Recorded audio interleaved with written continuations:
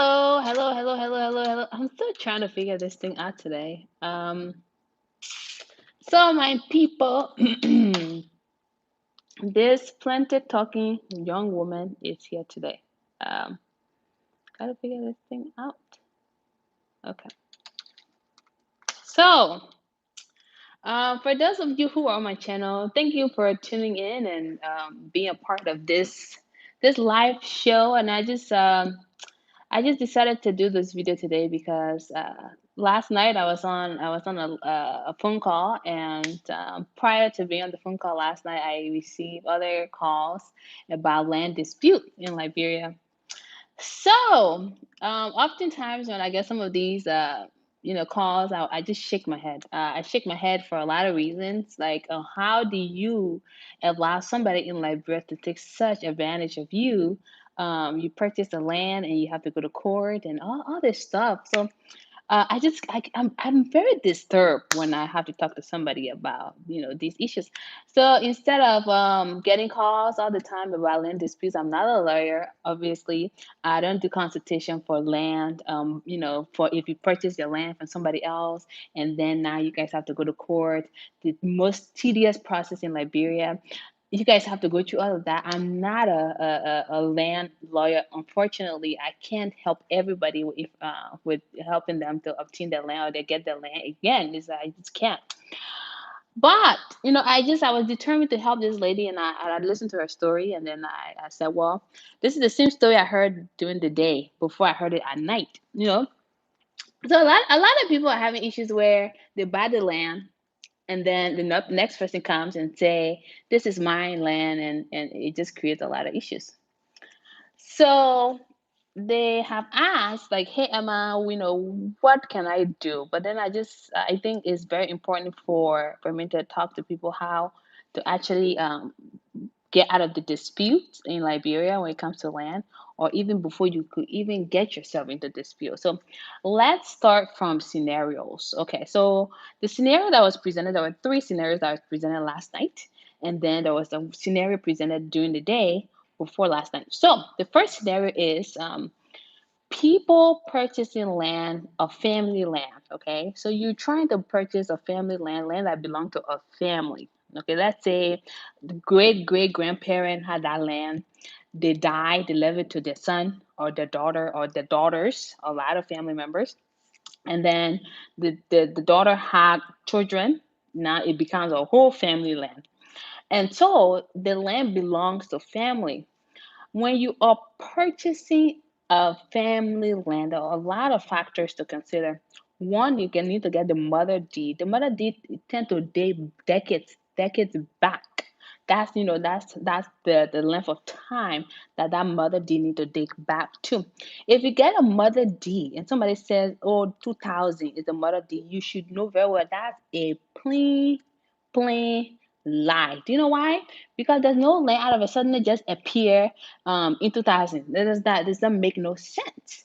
So that means the person photocopy that mother deed and change the date on it. So now you're thinking you have the actual land deed. You do not. So that's the first issue. So make sure the mother deed is actually legit and correct. How do you do that? You go to archive lands and mines. You go and see if the land has actually been registered to the owner who said is their land. Okay, so in this scenario, the wrong person sold the land. The wrong person sold the land and said, "Oh, I'm the oldest of the family, so now I'm sending the land to you." And then guess what? The other family member came because the guy who sold the land he passed away. Okay, so the man passed away. Now his relatives are coming back to claim their property. So the question is, I ask, do you think you have a case? The person said, yes, I have a case. You only have a case if there is a power of attorney to that older brother who sold you that land. But you don't have no case if there's no power of attorney, because according to Liberia's law, if you purchase a land from a family, all family members need to have their signature. Just because you go purchase land from the oldest person does not warrant you to be the owner of the land. So that's the first mistake. Every family member must sign, according to Liberia law, if, sorry, okay, so according to Liberia law, every family member should sign.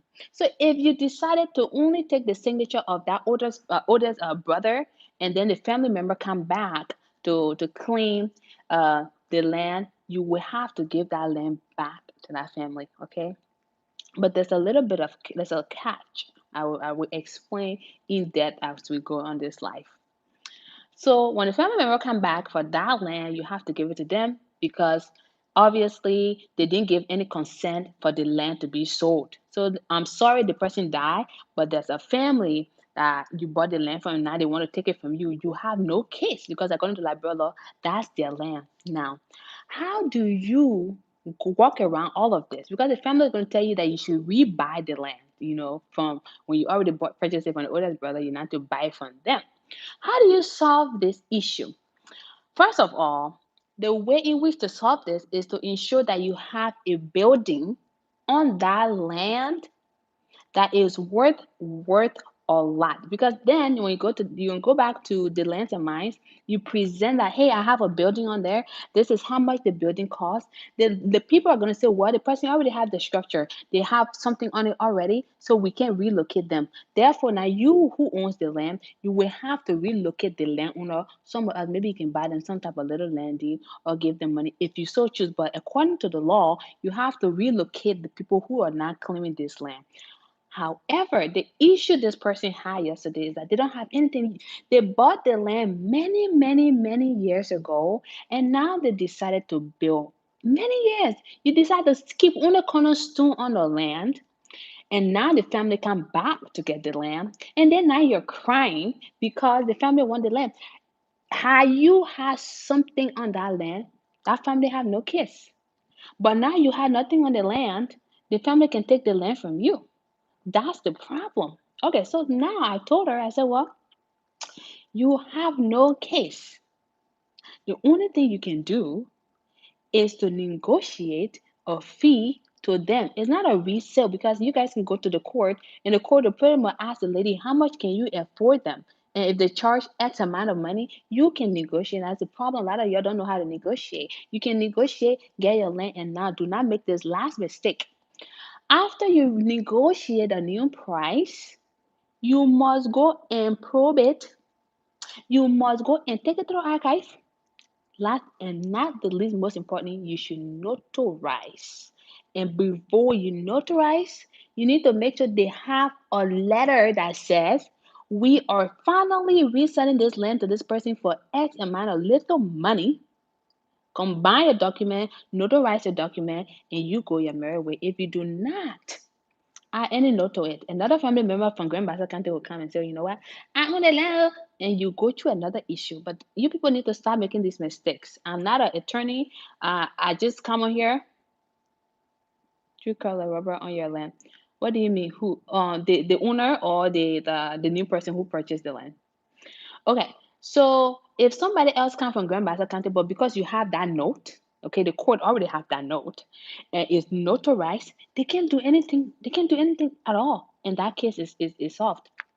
So the other question is, what if there's a family land, but there's an older brother or older sister. So let's say the family has like five children and the boy child is the oldest. He's the only boy, therefore he's in charge. Okay. You as a land buyer, you need to ensure there's a power of attorney from the court saying this boy is the main person who can sell the land. This is the rule in Liberia. Honestly, it will always be in your favor if you have that power of attorney saying, yeah, the older brother decided, you know what, he will sell the land to me. So when you have that, you take it to the court. Now these days they check for registration to know if it's a second seller or third seller. When you become the one seller, you have your power of attorney note to it. They notarize it and do everything else. The land belongs to you. Okay, that's what's happening. Let's say you decide to just rush. Many of you can just start buying land, buying land, buying land, and you just buy because somebody say, "Oh, I'm family." and you go, the family member name is in the system, but guess what? That's a fake family member name because you know my name. You can go register in my name, and then after, you say, well, that's the person name in the system. It was registered to Emma's name, and then that's Emma Land. No, no, that's fake because the person used my name. That doesn't mean it's me. So if the real Emma come now, then you juke. You see the problem. That's where a lot of the issues are deriving from. The law protects landowner. Law also protects you, but you got to do your due diligence in order for you to be safe from your property. However, let's say you get yourself in land dispute. Okay, first of all, you're gonna spend so much money on lawyers, and let me just tell you the little secret. They might want to come for me, but you're not gonna come for me. A lot of the lawyers are just in cahoots. I'm sorry, they're just in cahoots. And you're going to lose either way because you go to the lawyer tells you, oh, I will solve your case, charges and so money. You decide you're not going to go to that lawyer. The lawyer, oh, they're not tell his friend. So they're going to tell you the same thing, and you're just going to have a round and around and around and around. How you just avoid that? Why don't you just avoid that? Avoid that by following simple steps. Simple steps. I said it on my video. I come on this thing to give your information. Okay, this information is some information people can even charge y'all. But I come here to make sure that I encourage y'all to be in the development effort. Some of y'all don't listen. Y'all start running and doing things, and then now people are in land dispute. What is the best advice? My friend, people, everybody have their websites. People have something coming from out of grandma house, something. Everybody have something that on Facebook, someone selling roadside land. People just, there's no concrete anything website that the lands and mines will have to say this is legitimate. That, like, I mean, they are legit where they are, the lands and mines, but the people who are selling the land is the problem. And the question I've asked is, how do we remedy these things? And they told me, well, Emma, the information is right there. You have it. The law says it's written here. But people are not abiding by those things that have been written down. So they don't have legit sites that I will reference. I'm just here to let people know to do the due diligence when they are purchasing property in Liberia and anywhere else for that matter, right? If you guys are buying car, you don't want to look at the title to say, oh, the title is real. Why don't you do the same with the land? And please stop believing family members. Okay, I'm tired. I'm tired. I'm so tired. Okay, I'm not saying all family members are bad, but at the news, 99% of people I've talked to, their family have all just stole from them. Like, stop. It hurts. It hurts because this lady has like 3 different properties that have been a lie. It hurts. And so, please do your due diligence. The other scenario is this. Uh, Marshall Lane. I know people in Marshall are going to hate me, and that's fine. I'm just telling the truth because people in America, Australia, Canada, wherever they may be in the diaspora, they work so hard for the money, and for people to be cheating them out of it is not right. So, therefore, I'm going to talk about it. Y'all need to avoid Marshall Lane. Man, I will not say I didn't tell you. Okay, I won't say I didn't tell you. The people over there sell land 2, 3, 4 times. Okay, if you decide Marshall is an ideal place, you need to run for the hills. This gentleman, he is in some type of mess right now because somebody told him the land was legit. He should put $3,000 down. He put a little money down, and guess what happened? The landowner came and said, "You better get off my land." See, and then the person now who's selling the land to him, they're telling him that, oh, I can take you some other place. Did I pay for some other place? Is that the excuse you have to give me that you can take me some other place? No, you can't do that. I pay for a piece of property to give it to me. The me owner comes and then now telling me I should remove, and then you want to take me somewhere else. Like, just get my money back. The problem though, the person eating from hand to mouth, how they gonna give your money back?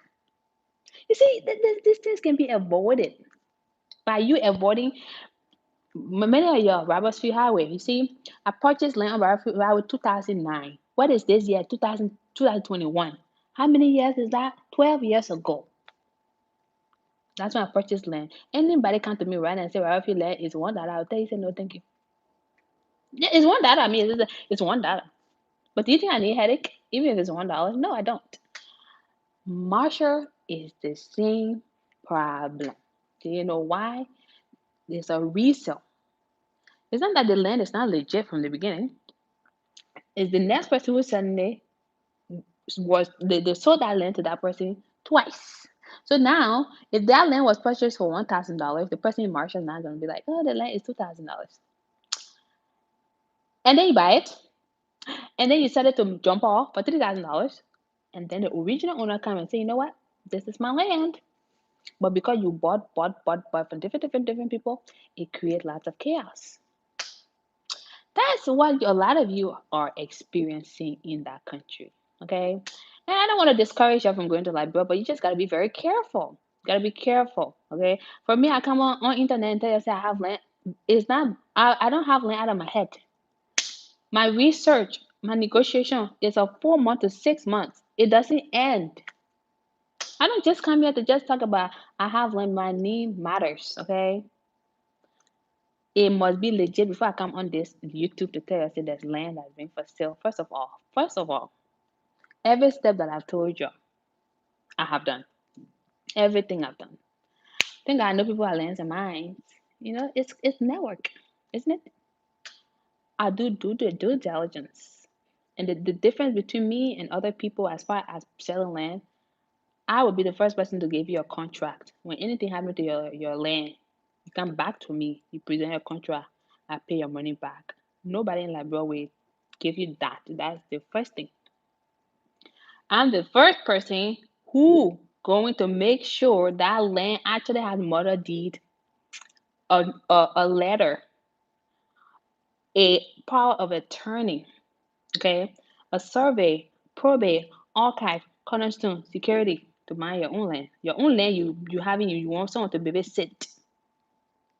I do all these steps for you. And then I have a contract. I say, when anything happens to your land, I got you. I'm not living hand to mouth. But because nothing have happened to my own land, I have 6 land, like, but nothing have happened to it since 2009. Why would something happen to your land? I'm young. I bought that land when I was very, very young. Nothing has happened to it because I know the step. I know how this stuff works. That's why. But I just want you to avoid the problem that's happening in the good old Liberia because at the end of the day, if people are discouraged because of this rampant attitude that they're having, somebody purchase something and then someone, just they lie to them, and another person come and say that's a property, it discourages people from development. And I'm trying to increase Liberia's development effort. So there's no reason I need to come sit here if I want Liberia to be developed, areas of Liberia to have good infrastructures, to have properties. There's no reason I need to come out here to come steal from you $500, $200, whatever. No, there's no need. But I need you to really, really understand the issues going on in that country. People are hungry. The other issue that I don't like is this. The lady was like, "Oh, I can sue my friend, even though he did all this thing to me. I don't want to." I said, "What's stopping you from arresting the man? The man now lied to you. He gave you fake building. You not pay money for it. There was no roof on it. The man said that rental space, the guy, he sent you fake picture. He sent you. Your money go to waste. PM. Then you telling me say you're not going to arrest him. I'm confused. I'm very confused. If you don't arrest him, nor do the right thing, the next person can think they'll do it again. Because there's no consequence. In life, there's consequence, okay, to all of our actions. I don't need to explain physics to y'all. But what happens here, there's an equal reaction here. Okay? You do something like that to me, you make me spend my money, you give me impression I was purchasing something, it's false pretense. It's in the law. It's false pretense. You take somebody's thing, it's a crime. But for some reason, you don't just sit there and you let your family member and friend lie to you. You don't even have anything to do to them.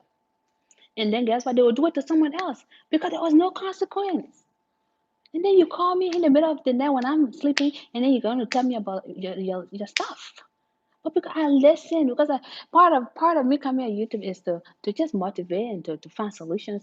But God, I have said some of this stuff on my channel already. My own family member, let me just tell you today.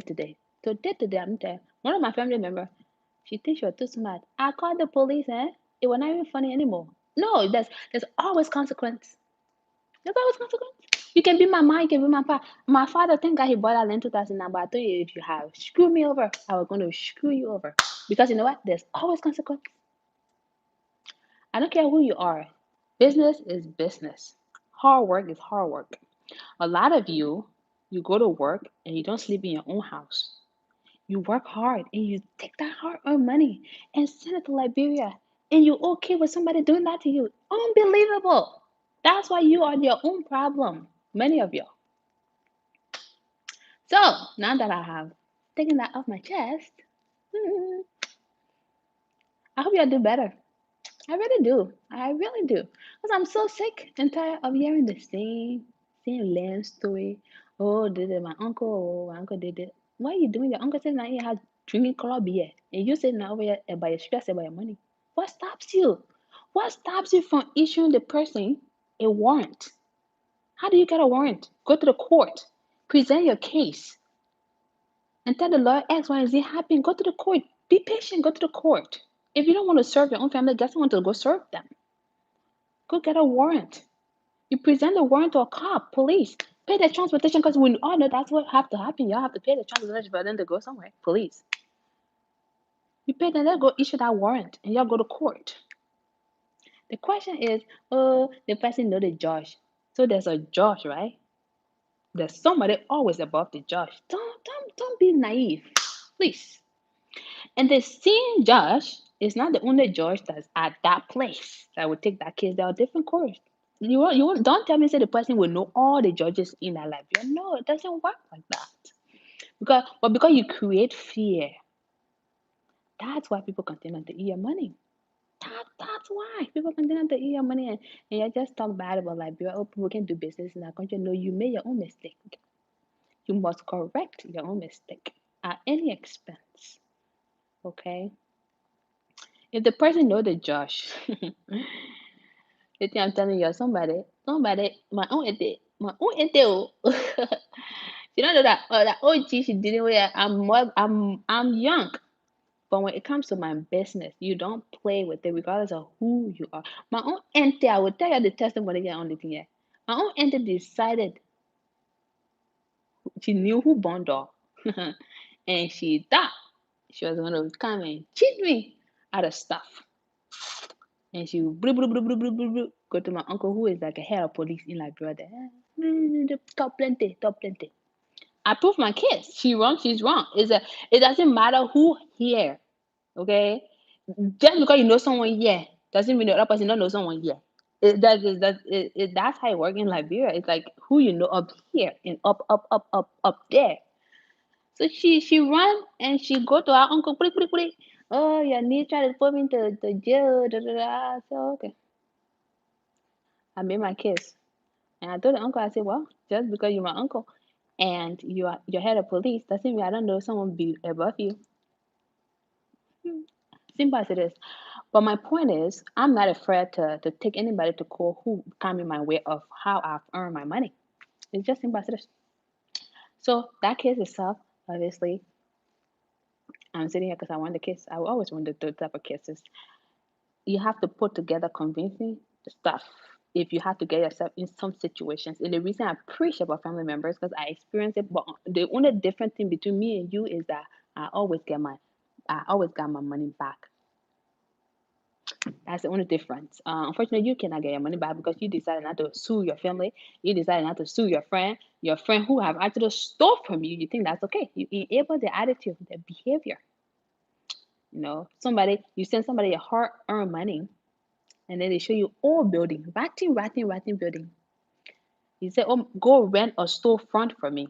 The person decided, okay, I'm gonna get your old ugly building with nothing on it, and you pay money, and then you find out that there's no roof, there are no windows, there's nothing, and you think that's okay. I'm still today. I'm still puzzled. I'm so puzzled. You send somebody to build a house for you. 12. Somebody told me they lost 40,000 with receipts. And I almost cry. Why should I cry because of your dilemma, huh? I cry because it hurts. It as if I was spending that money. Because God knows if I was spending my bamboo or diva cola, when I finish with any that country, not get me. I finish with you. It won't be easy. I cry because it hurt that people go and work so hard. For some of us, we sit in office, we tell this person do this, but some people go to hard work to come up with this kind of money. And then you decide. How do you decide as a wicked person to go and take your brother and sister money and just lavish it? And you're telling me say you can sue them. May God bless your heart. You're a very nice person and they will continue to steal from you because you deserve it. You deserve it. Anyway, any question? I really no, it bothered me so much, honestly. I talked to two people yesterday with the same problem. It bothered me too much. And I said, you know what, I'll talk about this on my channel today. That people need to make sure people they see the mother deed. They don't buy family land that is being sold by one member of the family. You can't do that. Don't do that. They will come and hunt you down. You know, make sure you have the power of attorney sign, and the most important thing, notarize it. Notarize the land deed. Um, and after you notarize the land deed, I think this is the most crucial. When I was telling this lady yesterday, and I had my uncle, one of my uncle who just know the in and out of Liberia. He was on the phone yesterday, and and we were texting back and forth, and I said, but and this lady had the land for a long time, and she never put not even a half a fence. What do you expect? You leave a land empty. Anybody is vulnerable to theft. Is vulnerable for the people who sold it to you to resell.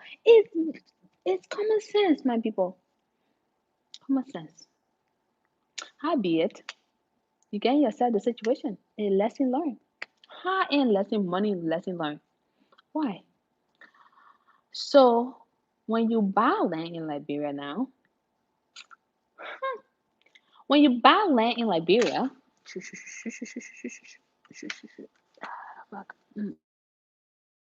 when you buy land in Liberia, okay, my people, yeah, excuse me, yeah, hold on. Okay, in my house yesterday, I'm just talking too much here. Yeah, sorry. Um, let's see. So when you buy land in Liberia, you gotta make sure that the light, the what am I going to okay. When you buy land in Liberia, you want to make sure. Oh my God, yes, sorry, my people. Then my internet, not my internet. This is my TV. My stand is like tripping right now. When you buy land in Liberia, you have to make sure you don't babysit the land. The only thing you should be babysitting is strong alcohol. You know what? For me, when I go to bar, I can babysit my drinks. Okay? The only thing you should babysit is drink, not your land. You want to ensure that you have something on it. You know, whether it's pillows. You plant pillows on your land as a way of protecting the land. You plant that, or you do like a two. My dad told me this before. He was like, Emma, that lane over there, don't double cornerstone there. You need to put two to three course fence on there. I said, Dad, just calm down. I already have that range. But he was right. If I just left it there, somebody could come and take the cornerstone from there and then resell it, and then I'd be crying. But that bless my dad. You should put a half a fence on it. Something that when Emma want to buy land, I see that half a fence. I said, oh, that land was sold to somebody else. Never mind, never mind, never mind. But if it's not there, anybody can buy it. That's the dilemma. So start babysitting cornerstones, okay? Many of you have cornerstone. When I went to Robert Free Highway, the number of people that have cornerstone over there, I said, these foolish people in America, what's going on with them? It's vulnerable. The land can be taken and used. So don't take 2, 3, 4, 5 years to do anything on the land. I understand the issues of maybe sometimes you need to raise the funds, and that's fine. But it would not cost you no more than I don't know the your land, but let's say a two lot would not cost you more than $2,000 to have a fence. I kind of have to just get measurement of things before I come over and tell you. So maybe a 10 feet, whatever will cost you X, Y, and Z. I don't want to come live to people here, but I'm just saying in the ballpark, it won't cost you more than $2,000 to start something there that will be even less than the kind of headache you'll put yourself in if someone else takes that land. You know. So you do have to do a cost analysis. Um, Any other questions? Do you guys have questions? I really had to get this off my chest. This morning I just woke up and you know what? Let me just put on my little loungewear and can't sit here and can't talk to y'all about it. It's crazy. It's crazy. Crazy, crazy, crazy of what's happening in that place. So, any questions, y'all? Ask away. I'm on here today to just help you guys to make really informed decisions as it relates to buying land. Please, if anybody asks me if I have land in Marshall and Robert Free Highway, I will scream from on top of my lungs. I will not help you buy any land in Robert Free Highway. Yes, I know very well Robert Free Highway. I have 3 properties on Robert Free Highway, but I would not encourage you to buy land over there. You decide to buy it, please don't call me. I have a lot of things to do, okay? You decide to buy it from those. If you buy some sale, I don't mean to say you buy, but I'm just telling you, it is other people there, they can sell land for like $2. And you decide you want to go buy it. You go buy cheap stuff, you will be very expensive. Your life will become very expensive later on because you now gotta go running behind crooked lawyer. They all in cahoots, all of them. I mean, don't fool yourself to say they want better than the other person. They're all inside. You go run to the lawyer, blah blah blah blah blah, blah to go get lawyer to sue who? Who are you suing? Family? You got me sue family? It's just so start buying land. Uh, do you have experience in buying farmland? I do have 50 acres of farmland in Balmines, so I do that. So let's talk about this website. Everybody asking me for website. How many of our people can even go on website to go read? It's the truth. And also just to add on to that, a lot of my stuff is just recently on YouTube. I make a lot of my projects in like real public. But I like to keep some stuff to myself for a lot of reasons. But when it comes to the website, my email, my new phone number, those things are being worked on right now, so that way people can be able to. I can go on website. Yeah, so my family, those things are being worked on so that people can have, it can easily be able to see what it is I'm doing. I want to make sure that legitimacy continues and okay, Burrillville. So the Burrillville land, there are 2 lands that I'm selling now. There's one ocean front and there's one beachside. I think I did a video recently and I distinguished the two. The ocean front, you see the water, you need to see moth. And a beachside land is like 8 minutes walk to the beach. Okay, so you can contact me because there's a breakdown. If you're buying an acre, there's a breakdown. If you want me to probe it, you want me to survey, you want me to archive, and you want me to go cornerstone it, that's a different price. If you want to do everything by yourself, that's a lower price just because I'm not doing it. However, if you decide to survey, to do everything else by yourself, you're responsible. Anybody come to you, that's not my business. But if I do all those processes for you, I'm your insurance. Pretty much. You're buying something and I serve as the insurance because I sold it to you. That's just what it is. And I'm not running away. I'm here and you guys, most of y'all know where my project sites are. You can go to my entertainment center on Tower Hill and see the woman are building a place here. We come here because she took our money away. It's right there. You know what I mean? So I've made myself very accessible to you guys. But yes, as far as the website, those things are pending. I'm gonna actually have a new email because I gave my phone number to people. I've given my email address to people. Very transparent here. I have nothing to hide. I'm doing transparent business. But somebody recently told me, Emma, you got to get an email for business. And this thing I was doing it. I've been and I'm still doing it. My goal really was like just to come and be 100% honest with people. Yeah. Wait, somebody, what did he say? 3 weeks ago, I responded to all the emails, some of which were in my spam box. Somebody actually told me about it. Said, "Hey Emma, I sent you a message," and I was like, "I have not seen it, and I want to spend myself 16 emails." I'm like, "Oh shoot." People actually been emailing me, and some of them I've told, "Hey, I saw your message and I'm late." And so please, if you send me a message, kindly resend, and I will guarantee to respond back to you immediately. Um, okay, I will check.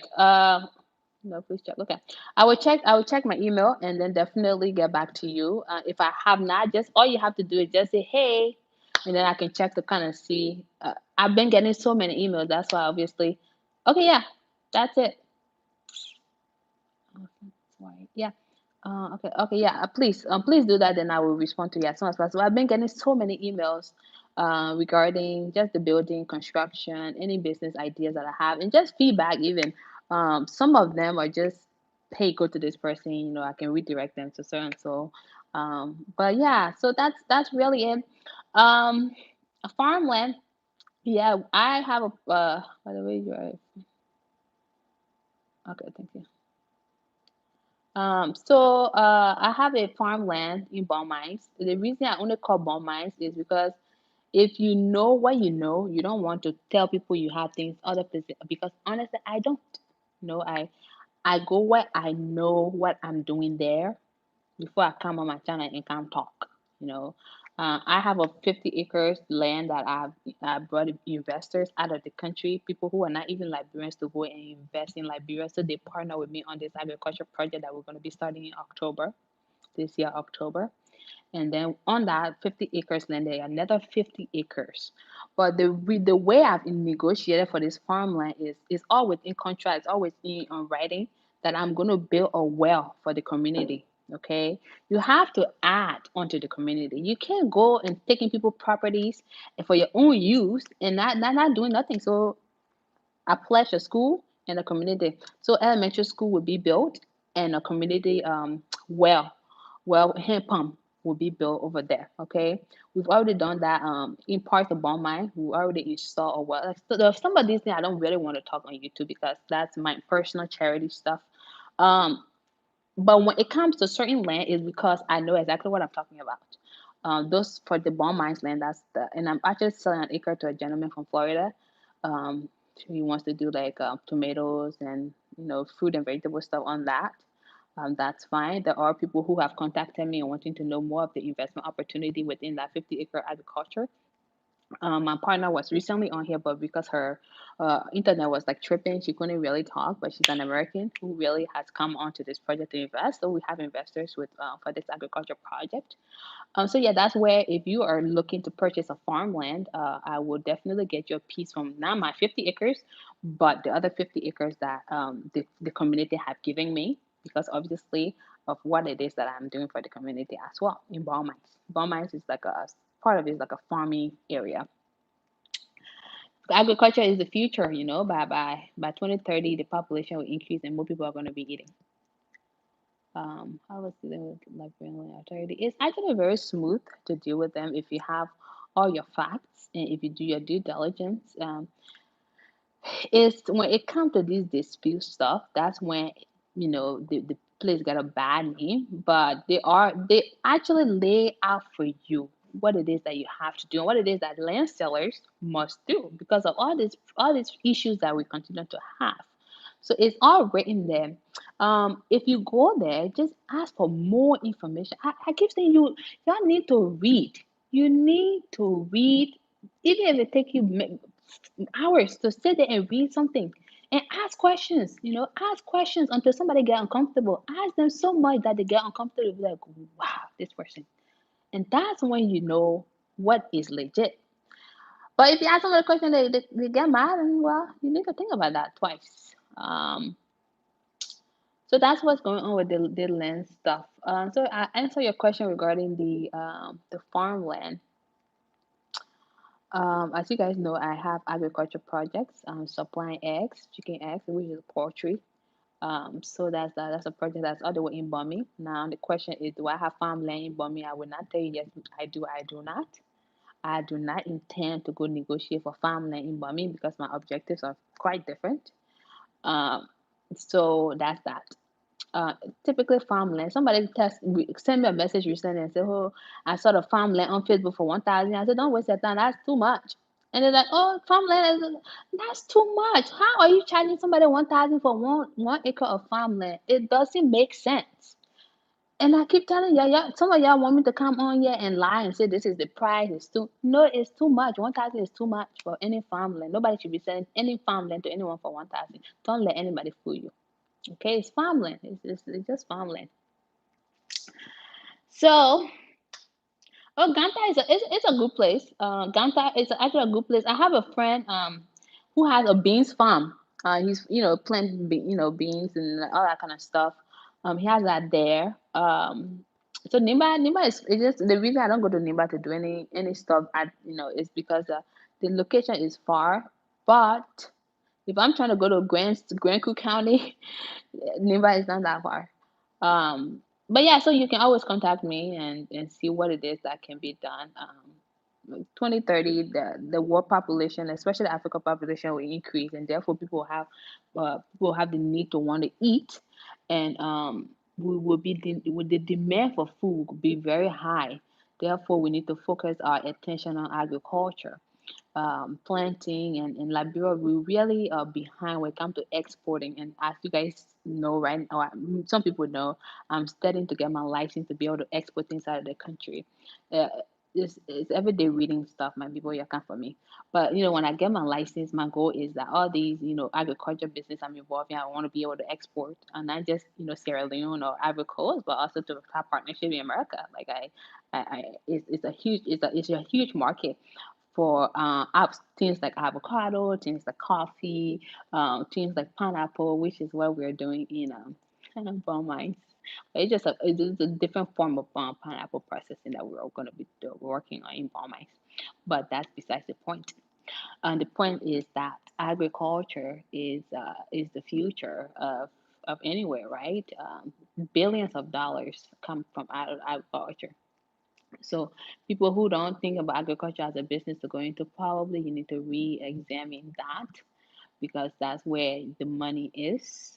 That's where the future is, and we need to go back to the soil. Liberia, we don't export things. We consume too much. We take too much.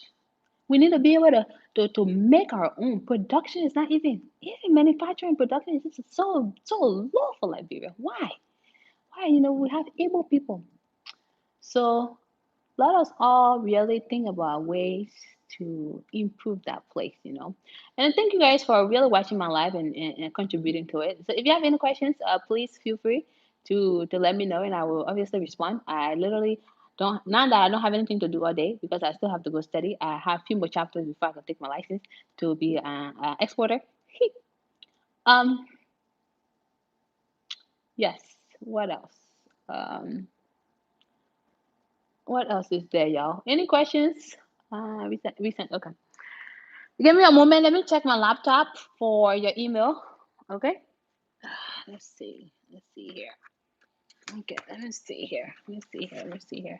Let me check my laptop. Then I will respond to your email. Okay. I don't want to sound like an old talking drum here. So Liberia. Liberians, we can do better. The country has a lot of opportunities. For the Bureau people that are boiling already, I want to mobilize the group so that we can have our own community and develop that community um, into the community that we want. Try to establish parks. That's why I'm negotiating for a land that I personally would volunteer for us to build like parks. Oh shoot, where is it? In that area for those that are purchasing land in Broadway. So it's not only just a dwelling place or a business place, but things that people will go and see and be very proud of our achievements. Some of us that have purchased, and most of the people that purchased land on that side in Broadville, they are on board with the development effort that we're trying to put together. So when we talk about roles in that area, the people are on board to work collectively to have that. Okay, I got your email here. Hi, this is contact me by okay, sounds good. August 2nd. Oh, a day before my birthday. Sorry, I was out of the country. I just returned from Costa Rica on Sunday the 8th. So yes, I was definitely out of the country, and I got your message now. Okay, 1:30. Okay. Thank you for sending that. I will definitely get in touch with you after this live. Let me see. So, we've got to mobilize and get in the effort of development. Many of us, we can do it. Let me see their email. Okay. So, I responded to you there, and I'm very, very proud of Liberians who are looking to help in the process. I'm very, very, very, very, very proud of us. So for those who are discouraged, my wife and I went to. You went to Liberia, Costa Rica? Oh, that's awesome! I was in Jaco. It's like a beach town, and then after that, I went to San Jose. Um, yeah, I went to San Jose, and then over there they have really good investment properties that I have been studying for a few years. But Liberia is my priority. I keep telling people I can always invest in other areas. Over there you buy the land through the bank, or not the land, the house through the bank. 150,000 can get you a decent house in Costa Rica, and then you just Airbnb it, and then it's quite an easy process once you get a lawyer here. And I got some friends who have properties there, and they've been trying to get me to invest there. But my priority, I've always told them, is Liberia is my priority. Every day talk about it, yeah, Liberia business. Yeah, exactly. Yeah. Liberia, Costa Rica, is a different place, and everyone thinks is Liberia, Monrovia, our little West African country. So, um, I'm very proud of the Liberians who are taking the initiative to invest back into Liberia. And if your journey is not, you're not on that path yet, that's okay. Everything is a process. Everybody has their own journey, and so don't feel bad that you have not contributed, because we know you can. You can definitely contribute to Liberia's development. For those who are able to contribute now, we want to say thank you, and we don't your effort can go in vain. If it's not always me. I'm not here to say you guys should come through me or work with me all the time, but you can always network with other group of people who are doing well in the country, or perhaps who have had experience. You can network is very vital to anything that we do, as far as the progression of things. And so you can always network with your fellow Liberians who are really really looking to develop Liberia, and have the houses and businesses and things like that. You network with them. This is how this development effort going to improve. Because if we wait for government to clean some of our roads, you buy land and you cannot even pave the road, or you can't even clean the surrounding. The government can do that for you. That's your property. So networking with your fellow Liberians will help. And those that are very serious. And others are not, it's not that others are not serious, but some people just don't have the pathway to getting there. And this is where mentorship comes in. And you can mentor somebody, volunteer to mentor somebody. If I have my own mentors. My mentors are like people in the US who have their own businesses, or I'm talking about business like $1 million businesses. Initially I had to pay for mentorship. And then now they just volunteer, like, hey, okay, solar. Okay, imagine that the sun is and that none of the major solar farms are in West Africa. All of the major solar farms being developed are in North, South, East. Absolutely. I do business in Rwanda. That's one of the things that they, yeah, solar farms, and also people are highly in vertical farming. Vertical farming is high, because obviously if you're losing land space, then you have to have a confined space, right? Because more production will call for vertical farming, and a lot of people don't know about that yet. And they say, oh yeah, the soil is rich. They don't really study the soil and other alternative to farming. But when you go to East Africa, the reason I reference Rwanda, because I have a business there, so that's why I always reference the place. So if you go to a country like Rwanda, is vertical farming, solar farm, all those things are highly prevalent there, but West Africa not so much. So as far as farmers, you probably wonder, like, how I got too much into agriculture. I have a LinkedIn account, and I contacted farmers from Mexico, and I've contacted farmers from Kenya. The gentleman I talked to, he's way into vertical farming, and then the guy in Mexico, he was able to educate me about rice planting, how we can improve some of our farming practices in Africa. And I just keep in touch, so that way when I'm trying to do some type of agriculture project, I always refer somebody. It's not a fee. Even if it's like a $5 fee, you know what I mean? You're getting more knowledge to build those things. So anyway, mentor somebody. Um, it's key. It's key. to all of that. So like my mentors, I have a male mentor actually. He's based in Germany, but he's a guy from Jamaica. He's more into solar business, right? So he mentored me in terms of business, doing business in Africa. For somebody who also has a business in Ghana, he has a business in Ghana. Just went to seek that mentorship. So contact somebody and say, hey, I'm working on X, Y, and Z. I know you have expertise in X, Y, and Z. I would like mentorship from you. The least they could say is no. It's you just try. So we gotta also reach out to younger folks and try to mentor them. And then for Liberia too, if you are very discouraged about everything going on, reach out to somebody and say, look, I would like to invest in, and this is where I'm at. This is my baseline. I don't know anything. Look, one secret to Liberia is this: I like nothing, and you gain a lot. When I went over there at first, um, my security would say, "Oh, boss lady, so and so, so and so," and I said, You're right.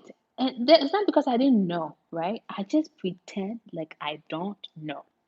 So that way they can feed me information and information and information. So sometimes you go Liberia, you come from abroad, yeah, you know a lot of things, but you don't know that territory because that's not where you've lived for a long time.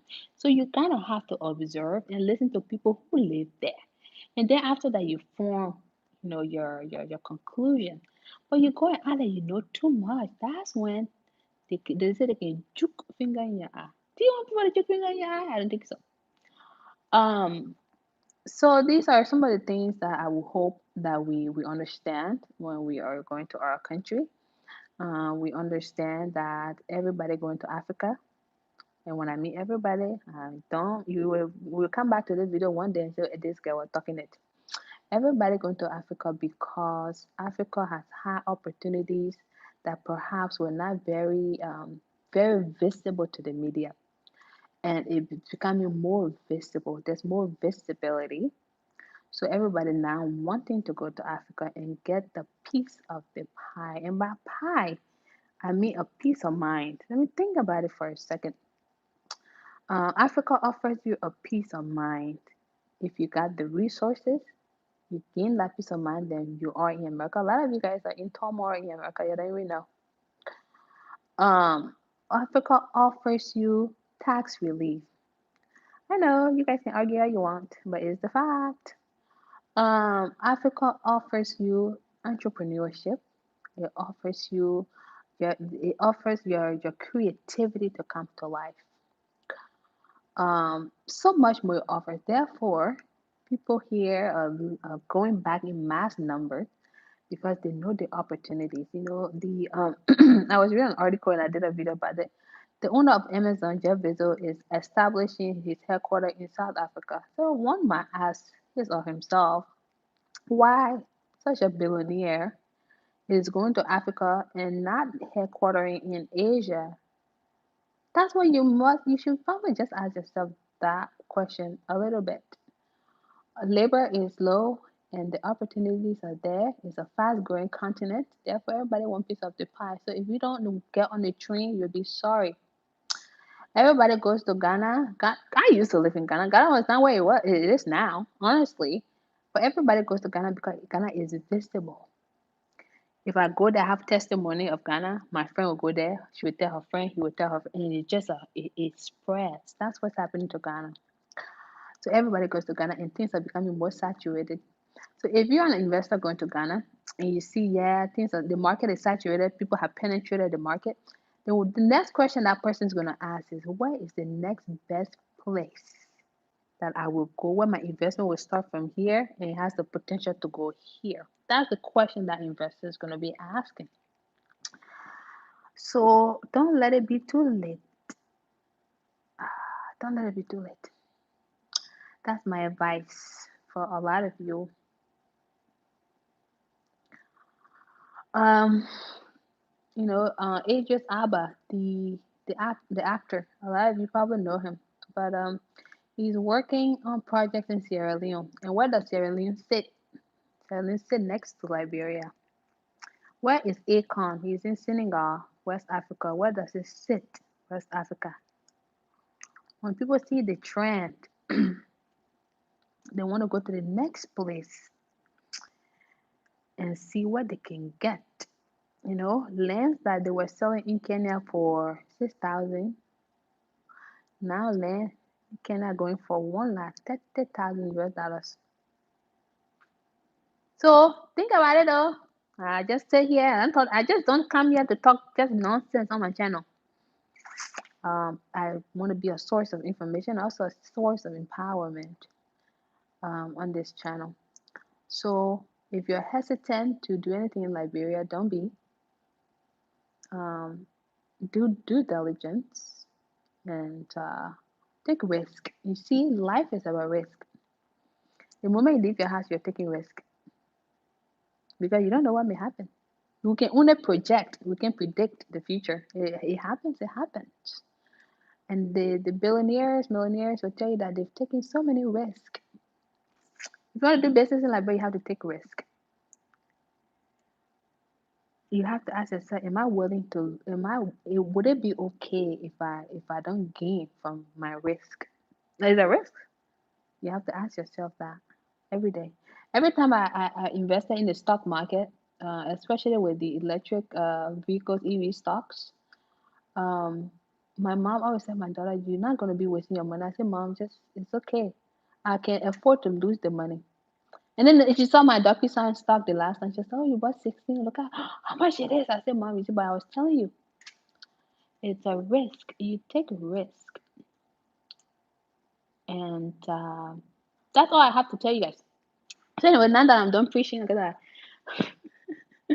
I preach too much. Now that I'm preaching, what's up, y'all? What's up?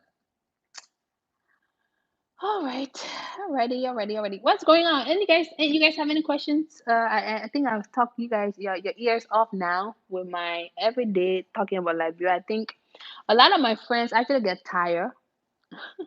I talk about Liberia way too much. Um, and people would like, damn, we're trying to talk to you about investing in the Caribbean. You just keep talking about Liberia. Yeah, well, that's my country. First of all, when I decide to leave the US, that's where I will go to live. So yeah, I will talk to you about my country, and then maybe one day you will decide it would be best to invest there instead of every day coming to me to go invest in the Caribbean. Um. So yeah. Anyway, my people, that's all. Any other thing that you guys want to know here on this channel? Let me know, and I will definitely answer to the best of my abilities. Um. Yes, people. Yeah.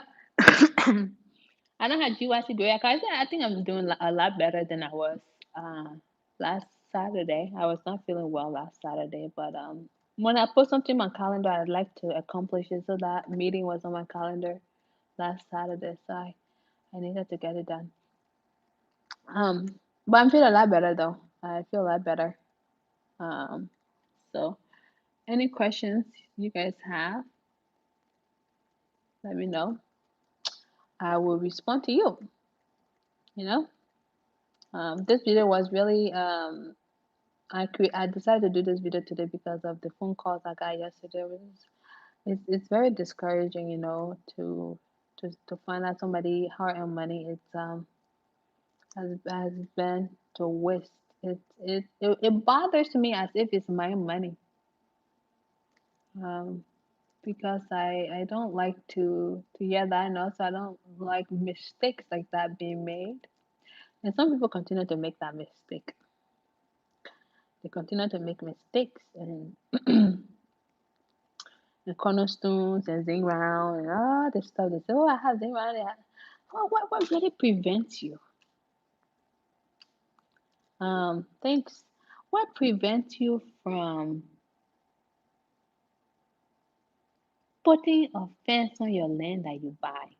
I really want to know what prevents you from doing so? Is it money? Is it that maybe you don't have the funds, you don't have the right people to work? Like, what is it that prevents y'all from doing something on the land that you have purchased? What is it? I'm very interested. Yes. How do you think? You know, I have been drinking a lot of vitamin C, and then I ordered some ginger the last time, so I make it every morning, and then drink lots of tea before I go to bed. So I've been doing that, and also I've been resting. Before I wasn't really sleeping. I would get on calls. I had a meeting with my team back in Liberia for the construction project, like 4 or 5 days a week. And then for my agriculture project, we have meeting every Monday and Wednesday. So, like I wake up so early. And then also I manage over 500 people in this America, yeah. So sometimes I get stressed out and I just need to sleep. So I think sometimes too the medicine is sleep, to be honest with you. Yeah, rest. Again, rest. Exactly. Exactly. When I came back from Costa Rica, I slept for 12 hours because this is when I was diagnosed with COVID. I'm vaccinated, by the way. I did in healthcare. So one of the doctors before I left, she had her name is Dr. Heidi, and she said, Miss Emma, the variant is gonna be crazy. And I said, yeah, you're a doctor now. You just talk all kinds of stuff in my head. Oh, I wasn't telling her in my head. Um, And then she said, "You sure you want to go?" And I said, "Well, unless you people reimburse my ticket, then I won't go." But anyway, when I went to Costa Rica and I returned, I started feeling some symptoms because I done my test before they allowed me entry back into the U.S. I did my test; it was negative, and I was like, "Is this a false, like usually false positives and false negative, whatever?" And I was like, okay, I think it's COVID. A lot of the symptoms, I mean, cold symptoms typically I know cold symptoms, but like I couldn't smell anything. I put my perfume on so many times, like, I couldn't smell. I was like, this is not good. I have COVID. So then I slept for 12 hours. My goodness, my mom was like, why is she not answering me? Finally, I answered that woman. Oh, I can't talk. You want me to come about that? I'm here about what they're talking to me. So I'm doing better now. I no longer have COVID. I have done 2 PCR tests, but because the initial rapid test came out positive, therefore I told my work that according to Oregon law, Oregon mandate, I have to be home for 10 plus days, even though they wanted me to go back early. I said, no, no, no, no, no. According to the mandate, I have to be home for 10 days. You have to pay me. Ha ha ha. So anyway, you have to use people mandates against them and policies against them. Anyway, so I'm doing better. I do have ginger and my vitamin C is the first thing I take in the morning before I come on the channel to roll my mouth. But that stuff got to me last night. I was like, no way, I have to talk about this today. I have to talk about this today. That's why I'm here on this channel talking to you today. The land issue, okay? So, guys, you can do it. Those looking to develop library, you can do it. A lot of things. Breville side, you're buying land. I've already talked to the people who bought land because I want Breville to be the top area in that country.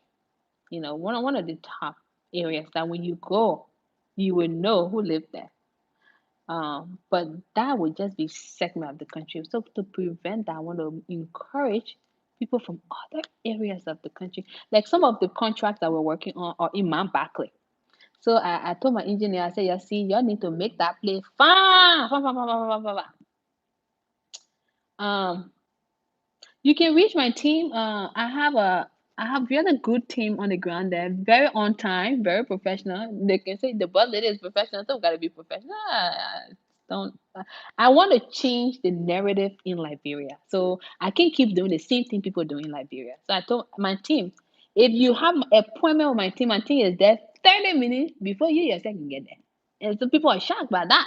No, but that's just my policy. If you have meeting with my team, okay, people are very fearful and say, oh, Emma, it's going to be too expensive to work with a construction company. And then they go to a meeting with my team asks them, how much you want to pay? And they can say, oh, y'all can do that. Well, nobody here to drain you out of your pocket. So yes, we can do that. We can really ask you, and we come to a consensus. It's just a simple thing. But it's stuff on top management. That's why I say you don't be too fearful. Just because you're working with a construction company don't mean somebody come and charge you arm and leg. Okay? You go talk to my engineer, but have you ever made a decision? Then you scare. Oh, the construction company will be too expensive. I said, oh God, you have not even you haven't talked to you yet, and you are talking about construction company being expensive. I don't understand. And then you go talk to my engineer, talk to my supervisor, you're deliberate, and they kind of say, boss lady, this is what the people say they can pay. Then we talk and you go and buy a business. But you be so scared. Great. I travel because I was a showcase librarian. I want to show that. Absolutely. Actually, that would be good. Actually, that would be good. And then this is where the website now. Everyone talk about that. You guys are going to be seeing a website. You guys are going to see updated videos of the construction project, and a lot more good things are going to be coming out. So that's good. But a lot of our recent development in our recent clients are in Marshall, the same place I've been talking about, land in Marshall, and Mount Backley. We have a lot of projects in Mount Backley that we are going to start working on. I will update you guys with those Mount Backley projects. Our very first project will actually be on the first project as of these videos will be on Rarafi Highway. So we will be starting that today. My team did like 4 different assessments. Many of you who have emailed me will do your assessment first. You send me an assessment, okay? You fill out the questions, you return it back. I discuss on my team. We have a phone consultation. My team go to your land, okay? Do your assessment of the land to see if the profile that they're going to develop within the plan will fit on that land. They do that and then they do a plan. And this is when they ask the lady, how much you want to pay for the plan? She was shocked that they asked me how much she want to pay. No, because nobody had to drain you. Like we want to know how much you have. And she said it, the people said, okay. It's that simple. And they told me, they said, but lady, that's fine. I said, whatever, that works. At the end of the day, we just want to get people stuff done. Um, so that's the thing. Another thing that's very different with my construction company, y'all know in Liberia, right? I think a lot of you guys know. When you send somebody somewhere, they ask for transportation. Now the first thing they can ask you, oh, you're not a transportation. How the hell are you a police? How the hell are you a company? And someone will pay your transportation. Why? Why? But guess what? Every layer my team has gone on to go and assess, no transportation coming out of it. Because you know what? I will be very different in that country. Anything I bring to Liberia will be very different. People will be shocked. You want forward progress. You don't want to keep doing the same thing, expecting the same result. It's called insanity. If you keep doing the same thing, expecting different result, you are insane. So my team, they don't ask you for one penny. One penny. You go to the land, the on time boy, and I will tell you, you'll now be on time. If people think they will just go late to things, that's not how it works. Oh, because I instruct my team, all of them should be 30 minutes on time, like 30 minutes early, and you decide to be late. And you can be late. Life happens, like bus traffic happens, but please communicate. Very important. Very important. Okay. The same thing you want out of me, you need to give it to me. Okay. It's reciprocity. Um, so that's the difference with my team. You don't get charged anything. The only charge that we assign at the beginning is your plan. Okay, because you guys present plan, it has to be modified. We have to present a 3D in the. But however, even if we do your plan, we still ask you how much you have to pay. I'm telling you, say somebody saying that in like better telling person about being husband for this and that. For what? Why are you asking someone for this and that? Who are you? Who are you to be asking someone to pay $600 for house plan? House plan I can get on Google myself. It's not cool. It's just not cool. So we had to change the narratives, okay? Um, we had to be a company of choice. My guys have 22 plus years of experience. Some of them have worked in Senegal, Cape Verde, Ghana, Ivory Coast, and just you name it. So, and that Ellen Ellen Johnson, whatever her name is, her apartment and that over there. My guy, my top engineer. Now he work on that. The information already play. I can go find it. My top engineer, he worked on that nice apartment. as you have there. You can bring any plane from Abraham, you can do it. That's why one of our clients recently surprised, oh, y'all can do open floor plan because everybody in Liberia doing the same thing. Yeah, one do yet, one do yet, one do yet. It just is very funny. So we can do any plan you put in front of us, we can do it. I trust, and my guys continue to update their skills. That's why I tell them we have to not just maintain, but we have to see what modern things are happening around. And I tell them all the time, if you need to go to a class, you can go for it, and I pay for it because I need to make sure they keep sharpening their skills for new development. That your septic tank that they used to do back in the day, septic tank, we're doing bio septic tank these days. That's a new way of doing things.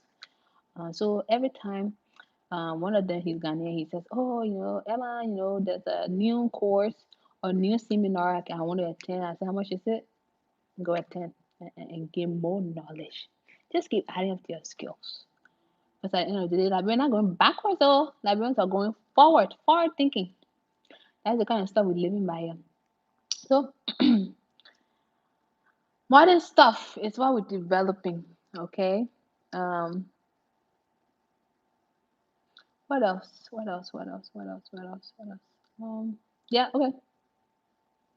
What else? What else can you guys want to talk about here? So anyway, that's what we do. We bring modern buildings to your door. We communicate with you. Everyone I've worked with will tell you the communication have been top-notch communication. Very key for you to know what it is that's going on with your project. Everybody that I've communicated with, the moment we even done with the meeting, if you have a representative on the ground, we have the meeting with a representative. A representative, before a representative can even still call you, I will tell you that the meeting's finished. They're having a meeting so and so time. This is what we discuss. This is how much you said you could pay. Your representative said they could pay for the plan. I give it to you. You have no word to say. We move on to the next. That's just how it is. And the question is, why? Why are you different from everyone else there? First of all, I live here. I know how high it is for anyone to work for $1. Let me just tell you right now. I am tired of people's stories. I'm tired of people being sad. We can do a house plan. Oh, I saw a beautiful house plan today that my guy Abraham, he's the chief engineer. He designed for a lady in Mount Barclay. I was like, oh, I want something like that on my beach. Yeah, so we provide you house plans, but the thing we recommend is that when you do your assessment, you have a phone consultation with us so we can envision what you want to put down. Yeah, obviously, I'm not in Liberia right now as we speak, my people. I think I've been saying it. I'm not in Liberia at this moment. I just came from Liberia not too long ago, actually. I'm actually heading back soon. This year actually. In like let me see how many months. 3 months. I'll be heading back to Liberia. So there you can always meet with my folks on the ground. And I'm on the phone. The good thing about all this consultation, I'm on the phone as well. And and some clients get surprised when I bargain for them or when I'm talking to my engineers and they're like, I say, yeah, because I live here, I know how things work. So it's a good thing that I kind of know both places and how certain things work there. So that's the advantage that you guys have. You guys are not talking to a person who's about to drain you out of your pocket. I'm trying to give my Liberian people jobs on the ground. More people work with us. The more they're able to feed their families. In essence, making sure that your project is done, and also that is within reasonable price, budgeted price range. That's really the point. um, Getting more people to work and just not sitting waiting for one contract and scratching their head and because they only have one contract, then they charge you so much because they only have one contract to feed themselves on. That's we got to get more people working. So that's it. There's a problem in Liberia that we need to solve, and some of us can solve it from the private sector. That's what I'm doing. Okay, that's what I'm doing along with my team because this is a teamwork, team effort. I would not do this work if there were no engineers. They would not do this work if there was no mind behind it. I mean, they can, obviously, but my point is, we all work together collaboratively to make sure that people's dreams come to life, and that we are making a difference that we so preach to be making, instead of sitting out on internet and being so negative about Liberia and oh, I can't do that eat, I can't do that eat, I can't do that. Well, I have country, so you can do your he all you want. Um, all right, guys. Any questions before before I decide to go and read? I have a book here that I'm trying to finish. You guys, maybe some of y'all will read it. I'm not promoting it though, but this is like this book here is the power of a full engagement. It says a lot about how you can engage people for high performance. Um, your staff or the people around you, or how you can motivate them, how you can what you can do to get full performance out of them. Very important. So after this live, I will be responding to some emails. I mean, some people already said they sent emails.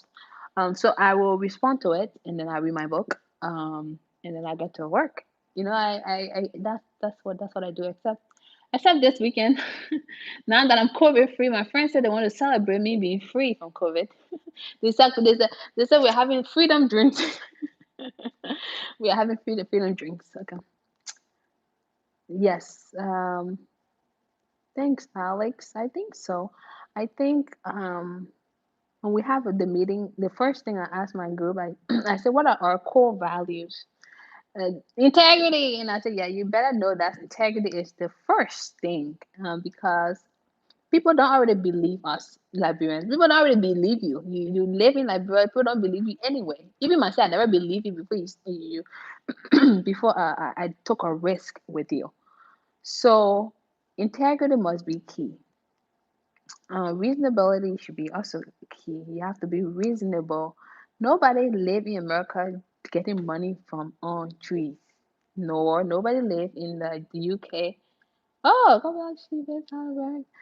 Hey, yes, Stefan.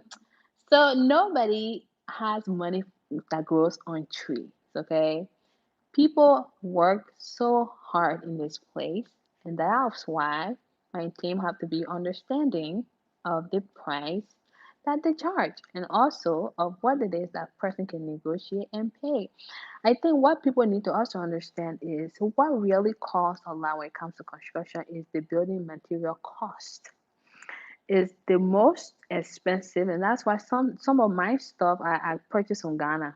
Um, it's a little cheaper to get some of the materials out of Liberia, because some of the things that you could pay $2 for, somebody they'll be charging like $15. You're like, huh? Excuse me. So there are things to consider. Other things that we try to do. Okay. Let's see something. My email. Oh, God, who can type in my email for me? Let me see this thing. How do I do this here? I want my phone, people. I think like my grandma now. Can I? I'm acting like my grandma. I can't even see where I'm gonna put this. My email is All right, just take it down. JARNYNEH@gmail.com. So I'll say it again. J as in Jack, A as in Apple, R as in Rabbit, N as in Nancy, Y as in Yam, N as in Nancy, E elephant, H as in Henry at gmail.com. But if you have not taken it down, or you still don't know my email, I will put it in this video upon the live video ending. I'll put it here so you guys can contact me for further questions. Um, so yes, so that's really the goal. The goal is to make sure that that you are getting quality. I don't have a website. I do not have a website. My website is pending. As far as all of this stuff is pending. Um, you are getting quality work. I think integrity, reasonability, and also quality are very key pillars of this business. That people are satisfied. When people say, "Oh my God, I hope I'm not disturbing you because I want modification," I said, "But is it my work or is your work? It's you who needs to be satisfied. It's not me. I don't. Even if I'm angry that you changed it 10,000 times, it's your work. So why do I have to care? Like, why do I have to care about my own time in a sense, right? I care, but it's not a big problem if we have to change things to make you happy because you are the client. Okay, do that please. I'm worse than your grandma, so I didn't capture your email. My grandma actually can text, but she sometimes is slow to respond. Okay, so let me see how I can put my email here. Let's see. Why are you doing that? Wait, oops. All right, guys, I gotta put my email address here. I'm on my phone, so but let's see something. Um, I use my laptop. I use my laptop. Okay, let's see.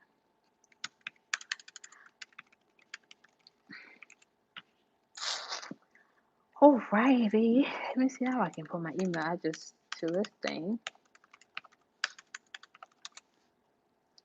Uh,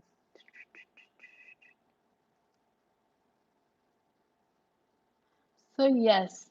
Oh, you did? Okay, thank you, thank you. You're awesome. You are fantastic. Thank you for putting it up. Anyway, you guys have any questions? My Breville people, those who have purchased land in Breville, I think you guys have a lot of neighbors on this thing that's watching today. Um, the development effort, we have to mobilize, like I've said, to ensure that that neighborhood will be the talk of the century. That Breville area will be the talk of the century.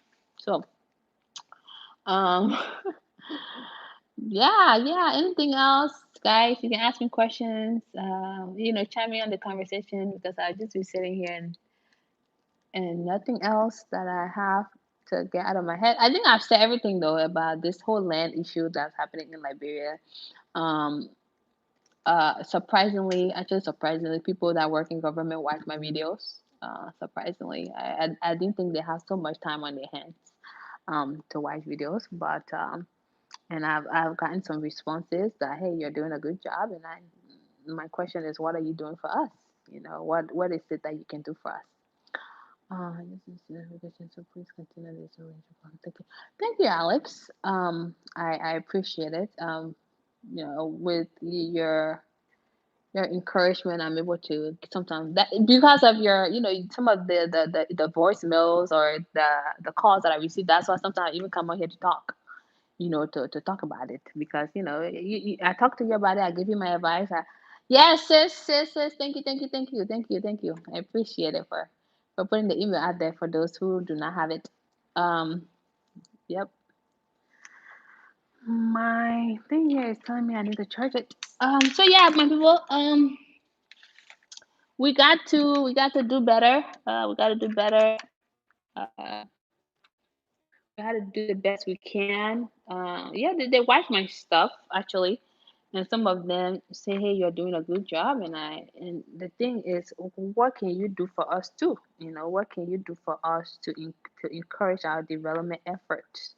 It's not just what I'm doing here to bring more people back to the country, but what can you do? How can you help us secure our assets? Some of the ones that we have obtained and those that we want to obtain, how can you help us with that? You know, and to be fair with you, they are protecting some of our, protecting our interests. I was born like, what are the chances of probably could be? By the government? No, they're not. If you were born, you're an American citizen born in Liberia. That's recently they tried to do a dual citizenship vote, but the law is kind of misunderstood by a lot of citizens.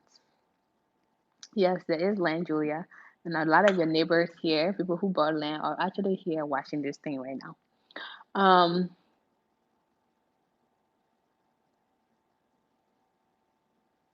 thank you very much. I appreciate it. What was I even saying? So yeah, the dual citizenship, it was voted against because the way in which it was understood. So the people voted against it. However, we understand the worst circumstances that allow people to travel, right? I think this is very pivotal. So if you have your documents, like say birth certificate, some type of passport, something that shows that you are a Liberian who, due to circumstances, the war, for example, and you travel to seek a better life, quote unquote, you are not prohibited, or they can't come and take your land away. This is a conversation I had lengthily when I went to Liberia, and I went to Capitol Hill. I also went to the passport center where the fifth passport, and I went to have discussions and some meetings about this issue. And so, if you have any documents that shows that you are obviously a Liberian, but you just had opportunities that you couldn't deny, right? They can't do anything to your land. Now, if you are a foreign non-Negro, I'm sorry to say, mm, it's there. I mean, like a non-black person cannot own land in Liberia. I mean, just non-Negro, these things you can't own land in Liberia is factual. So how some of the Lebanese go about buying the land? It's very funny. Somebody actually wanted to buy my riverfront property, a Lebanese guy. I would say, "You're very brave, sir." Is that they go through their girlfriends or their wives? It's very funny. It's very funny. But yeah, you're fine, Alex. You are fine. You should be fine if you have documents to show that you are a Liberian. Yep. Good question, though. You know, the conversations I've keep having with people in government. The conversation I had with some fellows in government, lack of integrity is so systematic in Liberia. All the politics and such as how you are saying, in although reasonably needs to be explicit study and handled about how lawmakers and reinforce. Yeah, of course, enforcers. Yes, that's not even it's not something I'm gonna definitely disagree with. I mean, I think the root cause of Liberia's problem isn't just corruption, right? It's you want to do a deep root cause analysis. It's more that it's go beyond corruption. We have an issue of accountability. Uh, that's one of the source of Liberia's problem. But that's a story for another day. However, since we are on the topic of assurance and protecting our properties and some of our investments within the country, rightfully so, that we have to be heard. There was a closed door meeting with a representative in New York when the Kobe Bryant died. I was in New York for that. Almost was it almost 2 years when Kobe Bryant died. I was in New York for that meeting, and it's a little puzzling how these people think, you know. But there's a movement that has to happen. There's a movement that needs to take place because when you go in the Indian community, when you go in the Lebanese community in Liberia, I know the president of the Blue Crest University. I conversed with. He's an Indian guy, and I asked him. I said, "What's your secret to survive in this country? This country, Liberia. What's your secret, huh? You know all the government officials. What's your secret?" You got to mobilize. You got to come in numbers. The people go in numbers. So if I am telling you that you need to protect my community, you will ask, how does it impact me, or what benefits do I get from protecting your investments? And that's because they go in large numbers and they show that there's benefit that comes along with protecting them. How can us Liberians do it? Is to mobilize. We have to come in group as investors. Some of them are watching my stuff. Let me tell you right now. After this thing is over, I will get a message from a guy on Capitol Hill. Oh, see you guys, what are you talking about in that? The conversation will come up. The thing is, we got to mobilize. When I keep saying we need to work as a team, I think many of you guys take this for granted. You see, the community, the Indian community over there, anytime they have something, they invite the president. The president goes there. Blue Cross was about to open the new campus. The president was there. And I asked the president of Blue Cross. He pretty much told me, he said, we are a community here. We contribute to Liberia's economy. What are you contributing to Liberia? I wish you always want someone to come and fight for you. I mean, think about it. It's not what your country gives you, it's what you give your country. So what are you contributing to them? When I mean them, like um, the people within the government that you so want them to be of an influence in your decision making pattern. Yes, this is one of your neighbors, guys. If you're in Breville, some of them are watching. Those that have purchased land already, Stefan. Some of them are watching. That's why I want to mobilize the team, the group, so we can all have a community effort to do some major development down there. Um, I miss one of my Missy there. She's in Breville too. She got her place in Breville. I don't want to call her name, but if she's comfortable to talk about it, she can pretty much just put her hands up that she'll be neighbor with you.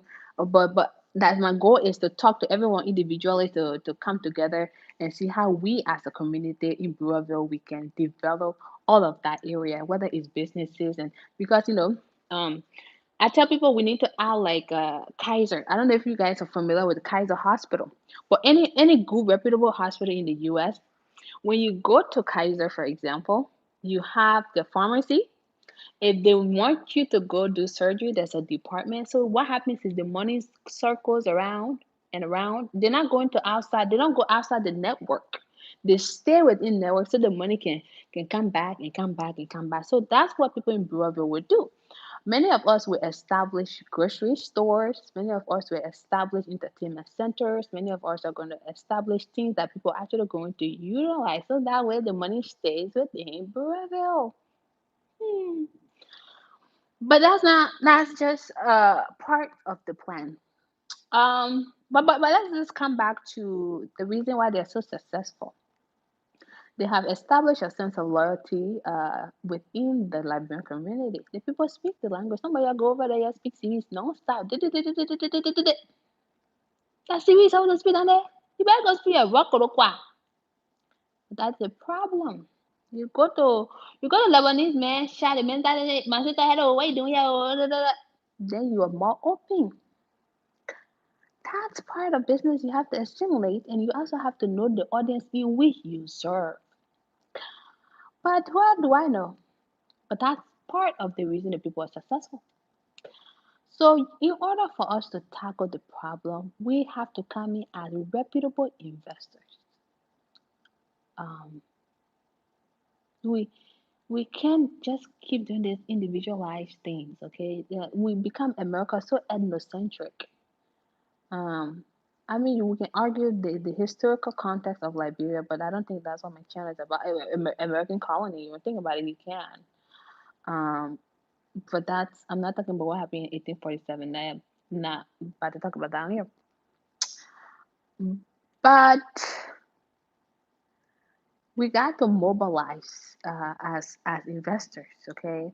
Because if we come as investors, okay, we come as a group and say we want to have a meeting. Then how many of you think we're not going to have that meeting? Many of you think we may not be able to have that meeting because they don't want to see. No, they want to see it because you're an investor about to contribute to the country. But you go one by one, or what point would that ever make? Your interest is minimized as far as the attention given to your interest because you are not in group. You are not coming together to help mitigate the problem. So the Indians and Lebanese community are highly protected, highly protected. Um, some smart people that I know, they have partnered with Lebanese, and all the apartments in Singapore. One girl I know her really, really well. She has shares in those apartments. Other than that, in Singapore, that expensive.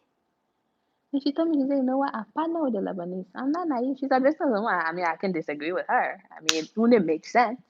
But what stopped us from doing it? I mean, what stopped us? But because we don't work together.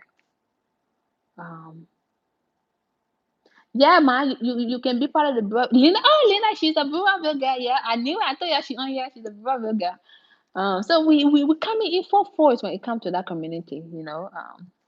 I did an interview with a gentleman, not just a fan, but the guy who was in yellow on my recent interview, he's also got property in Brownsville. So that the effort we are putting together to make sure Brownsville set an example of what it means to be cohesive and to be able to have good development plan and to have different businesses in that area that when people come, they will say, wow, Liberian develop here.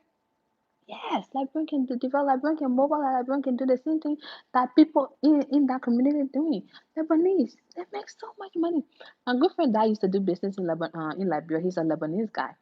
When I spoke with the man, he said part of the reason why we do well in Liberia is because one, we sell stuff to them for cheap, in a sense that the things that they bring is cheap, but it's expensive. Like it's so cheap, purchased cheap, and it's so expensive, and they work together as team. That's what he told me.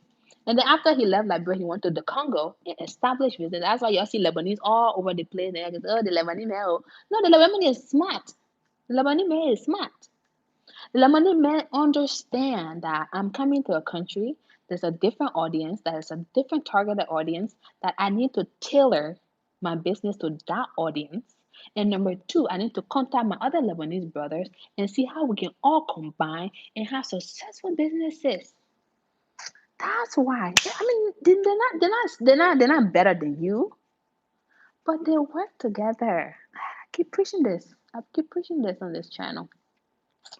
That's why you go to a Lebanese mechanic. Like I was in Liberia in March, my friend took a car to Lebanese mechanic. Can you imagine how much it was for her to do an oil change? The guy was like, "Oh, go to my brother Mustafa on the other side, whatever his name was."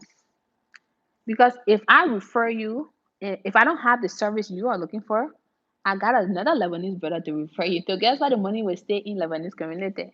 It's just a simple math. Simple math. We don't do that.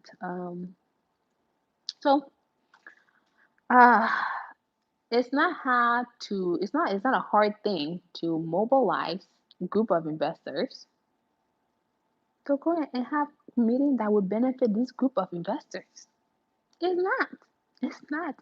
When you're appealing to people when it comes to politics, you appeal to people's interest. When it comes to advertising on TV, they appeal to your emotions. That's what happens. That's why when politicians go in front of you, they talk to you what would you will be interested in. When TV people showing all this Geico stuff on TV, with a frog, and they have this car and State Farm is doing this, they appeal to your emotions. So when you want to target, they appeal to your emotion. When all these TV commercials, I just sometimes sit by and laugh. They appeal to your emotions. When you want to go Liberia and have things done, you need to appeal to people's interest. What are they interested in? They're interested in.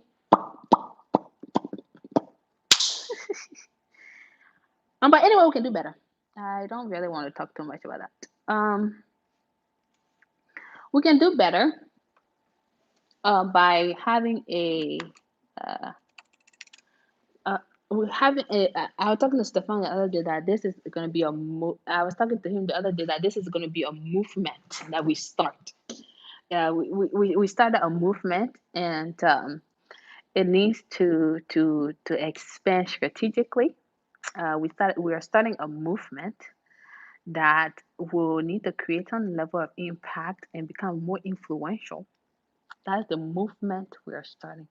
If we view trust as a social economic asset, I think the violation of trust will what equate with fraud in real economic. I mean, it's a crime.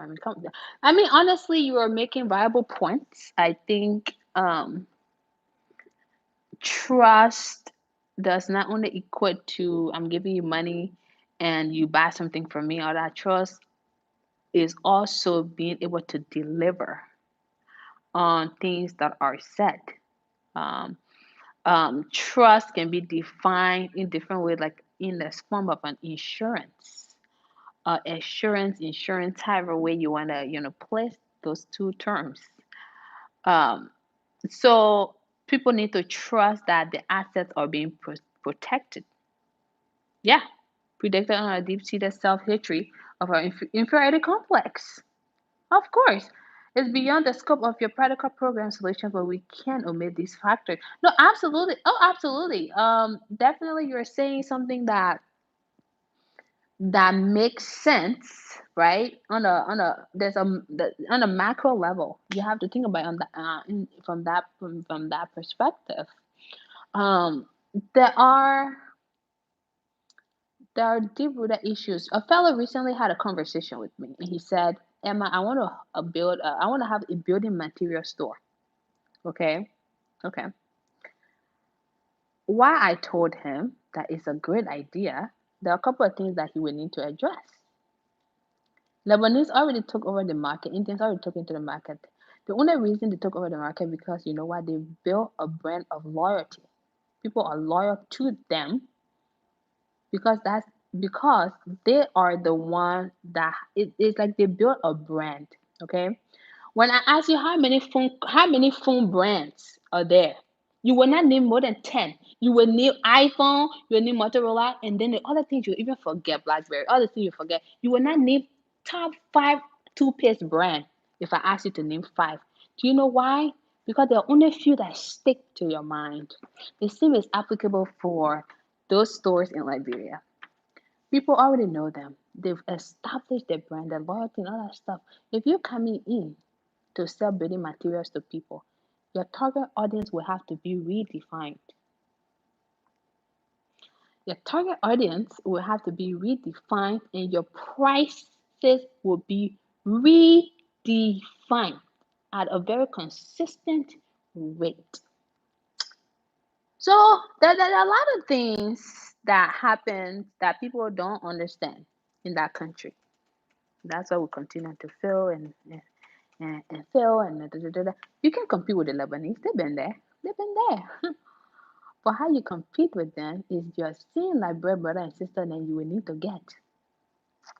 These are the people that are going to be buying from you. So your target audience is not even in Liberia anymore as the person who wants to build the store. How can you do that? How can you do that? Well, I'm just giving you all the idea now. Maybe you can take and go run with it. So you got to redefine your audience and you have to redefine what it is you want to do. Where it is you want to do it, you have to not think about the strategy. It's not for you to go sit store down and go sell materials. Perhaps instead of warehouse that you build that if 30 people bring on toilet items or somebody bring zinc, everybody have warehouse people come in there at a Home Depot. Is that the idea? You think outside the box. But anyway, I think I've talked you guys' ears off. Liberia problem, it lies with y'all. All of y'all. All of y'all Liberia problem lies with y'all. The solution lies with all of us. The solution. In all things there's a solution. So um I trust that this new group of people who are part of this movement will make an impact. Don't say, Emma, they getting say, oh, me, I saying it today. But there's a special kind of strategy that would need to be implemented in order for it to work in Liberia, in order for it to work. But you don't go fast with it. A good friend of mine always say, Emma, you need to drink your tea cold. That means when you make the tea, you set it down and you just drink it cold. That's the strategy we have to use. Since I was a child, I always heard that our people buy from the Lebanese but go to the Liberian to credit. That's a superiority complex, a little bit of superiority, inferiority complex thing that somebody just a little reference a little bit. But also, most of our people, that I will hate to generalize it, is that most of our people don't take their businesses serious. Nobody coming to me the credit. Not like somebody recently told me and said, "Oh, Emma, can I break the land price?" Today I said, "No, yes, I know. You're not. You're not gonna break it down to three because my policy is you pay 70%. I'm not going to. Even my mom, who told me said she want all kind of land today, I told her, "Mom, you paying 70%." It's business. You gotta take it serious because it's a business. This is not a charity. It's not a charity. And on what ground you can borrow things from me and don't pay me back? On what ground is that? Did I go buy my materials on credit?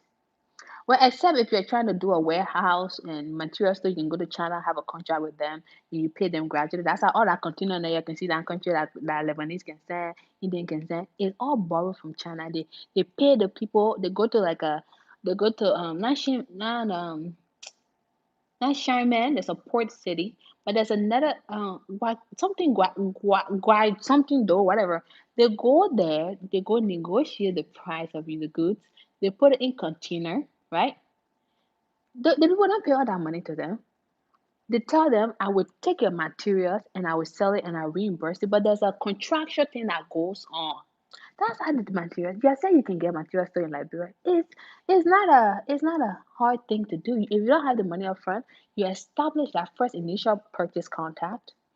You tell them, okay, I will sell X, Y, and Z material. You do the Chinese. The other people in China want the thing to be sold, so they're willing to work with you. But the problem is, you people think that you go Liberia because of your brother and sister, you just credit. First of all, how are they going to pay you back? In America, you want to get a loan. First of all, they ask you, have a job? Do you have a job? How are you going to pay back? But for some reason, you people think that, oh, when somebody borrow and say, I will pay you back tomorrow, it's fine. On what ground? On what ground? And what do they have that will pay you back? If you go to bank in Liberia, they credit you. You don't pay back, they will take your house. On what ground do you think you would just take some money and go free? Or you borrow in credit?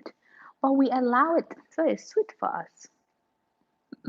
You don't take your business serious. Lebanese man take his business serious. Sorry. Another strategy that they implement, I went to two Lebanese bars when I went to Liberia. I want to do a social experiment. I want to do a social experiment at Tacoons. It's a bar on East Cinco there. And I went to Twisters, and then after that, I went to what's the other Kennedy Hotel for drinks. Experiment, just experiments. When I go to Liberia, I just do all kinds of survey, all kinds of experiments. The most customer service were at Tacoons, a Lebanese guy place. The reason I say the top customer service, the first thing the man did when I walked in is like, he asked us, what are you drinking? First of all, he started to have conversation with us. What are you drinking? We told him what we're drinking. Da, da, da. Then the man said, one drink on me. Don't get it twisted. They do that in America. Yeah, sometimes we may go somewhere, the people offer them drink, whatever. But do you know why he did that? Because he was invite. He was not looking for a woman, to be honest with you.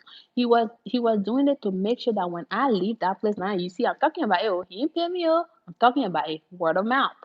His service was so good that I left from there and I told all my friends about it. So now when we go to library, they were going to go check out Tacoons. It's not just the price; it's the service.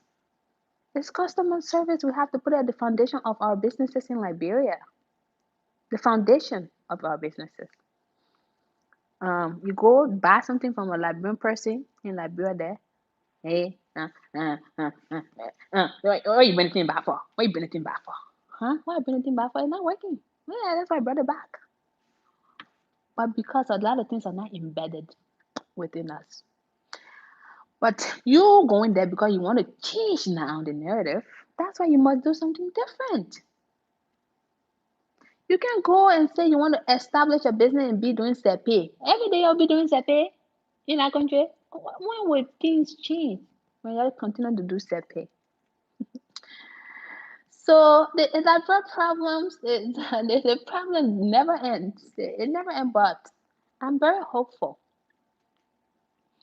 Um, yeah, no, license to operate a major business like bro. Oh, what are the roadblocks actually? Taking business because we are seeing how it's like that. No, Julie. Okay, so I know Rwanda, for example, it's so easy. You can go online. It's the same thing you're doing, like you can register online. I think a lot of times because people don't know these things exist, right? Um, Registering a business in like, but I think that's something I can do in my sleep. I think it's one of the easiest things. But I've heard people complain like, "Hey, it's really hard to do." I would like to know what are the barriers to that. in order for me to help, because registering business is one of the easiest things. And then I've heard people charging $1,000 for article incorporation. The easiest thing that you can do in your sleep is being charged too much. Is it like somebody lying somewhere? I'm confused, very confused. But yes, it's not to say there are no barriers to progress. Don't get it wrong. There are a lot of barriers to establishing or sustaining businesses in Liberia. But as I always say, we work with the right people, you become very inquisitive, ask lots of questions. Question that when you finish asking someone said they go drink half a soup because they can't take it no more. You just ask your life away and ask your and questions and how and why and what. When I was finishing my master's program, that's what my professor told me, Emma, when you go into the workplace, you need to ask all these questions. It makes people uncomfortable, very uncomfortable.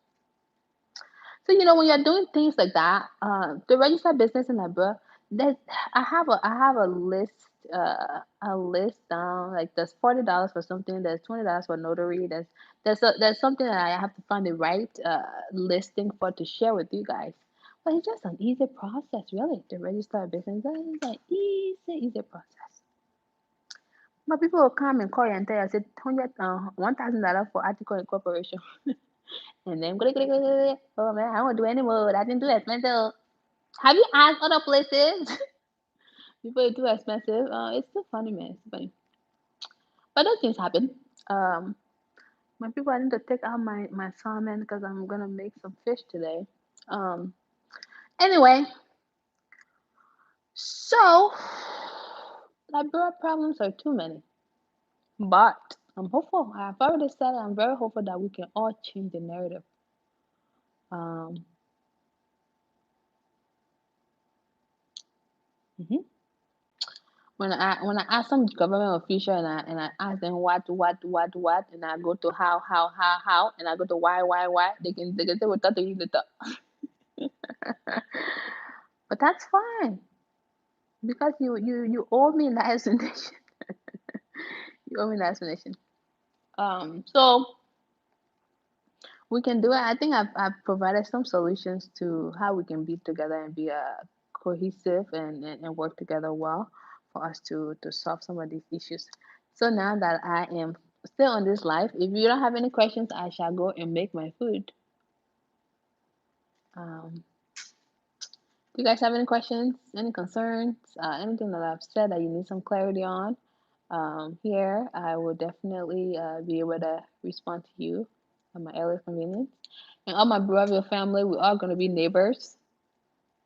You guys saw my video when I went to my beach land over there, where I'm the chief. Where I'm the chief. Everybody can be laughing and say, where me, chief? Corruption is first and foremost. I am glad to be part of this group. Knowledge is power. Absolutely. Corruption is part of Liberia's problem, but that's not all of Liberia's problem. Liberia has an accountability issue. I will keep saying it. Liberia has an accountability issue. You gotta keep people accountable for what they do. We tend to make little noise, and then after my mom can say the news can only be the news can be in the story can be in the news for only 1 month. Give it 1 month, and she can say give it 1 month, we will die. We have accountability issues. When something happens, we just talk about it for a few days, and move on. What is that money they're looking for? Oh yeah, bring our money back. Bring our money back. What happened to it? It died. It died. Um, so we gotta really think. We gotta be critical thinkers. When somebody tells you something, don't just sit with it and run with the idea. Ask yourself why, how, what, and and get some answers. You know. So anyway, I think I talk people ears off already. Somebody on the channel say, then they just get dumped into. I say, woman, I'm in the corner there. Oh, you don't respect yourself. Wow. But anyway, um, Yeah, thank you all for tuning in and always, giving me the encouragement to do this channel. I know these videos. I know um, it's just a gradual process in mitigating some of the problems. When you are an entrepreneur, you see your problem and you decide to solve the problem. I never thought about it that way, but whereas corruption is a bigger moral issue and question. Yeah, corruption is an issue. It's part of the Liberia's issue. Um, and people they plants I have back here always making some type of crazy bug in my house. It kind of really, oh yeah, definitely is you know when funds are misused in that country, people think it's corruption. It's not corruption, really. Corruption is not the key to it. Accountability is the key. Where's the money? You need to be accountable for it. It has to be consequences that follow. So, that's really, I mean, I could sit there and really argue Liberia's problem, but for me, my channel is not about problems. My channel is about information and finding solutions. That's what my channel is about. Yeah, I travel and I work out and I do all this stuff on my YouTube channel and all this, da, da, da. But the change I want to see take place in Liberia will have to start with me, those around me, and those that I intend to work with long term, and see how we can be practical and strategic in our planning processes. And therefore, we will see the results that we want to see. And Rome was never built in 2 days' time. Obviously, it takes some time for you to see progress. So I'm very hopeful, like I've said, I'm very hopeful in what it is we can do as a team, and it starts with us. Um, it requires some level of patience. Yeah, so it requires. My mom was calling. Hopefully, she's not watching my life and calling me and wanting to talk, Linda. Mom, if you are, I will call you back. Um, you know, so Liberia will require a lot of persistence from you all, from me, from you, viewers, people who have the country at heart. America is great because people love the country. When I mean people, I'm not talking about you who just say, "Oh, I just want to go back to Liberia." People who will go and die for this country. I want to see Liberians who will tell you, say, "Oh, I put my country first. I don't put getting my lady on the side first." I want to see one of them in Liberia. So we there are some issues that we need to address. We need to do a deeper root cause analysis to our problem. A lot of people are still traumatized from a lot of things, and, uh, and people are content within the living conditions, and because they have not been exposed to certain things, and that's why we come in to not just change, but to change gradually. When you go into a place and wanting to change and you just do you just start changing stuff, that's how people die slowly. You gotta do the change at a gradual pace. You can't come in and say, "Oh, all of JFK corrupt, so now they put in charge of JFK." Then you start telling everyone, "Oh, you sit down. Oh, you do this." Oh, no, no, no, no. The change has to take place gradually.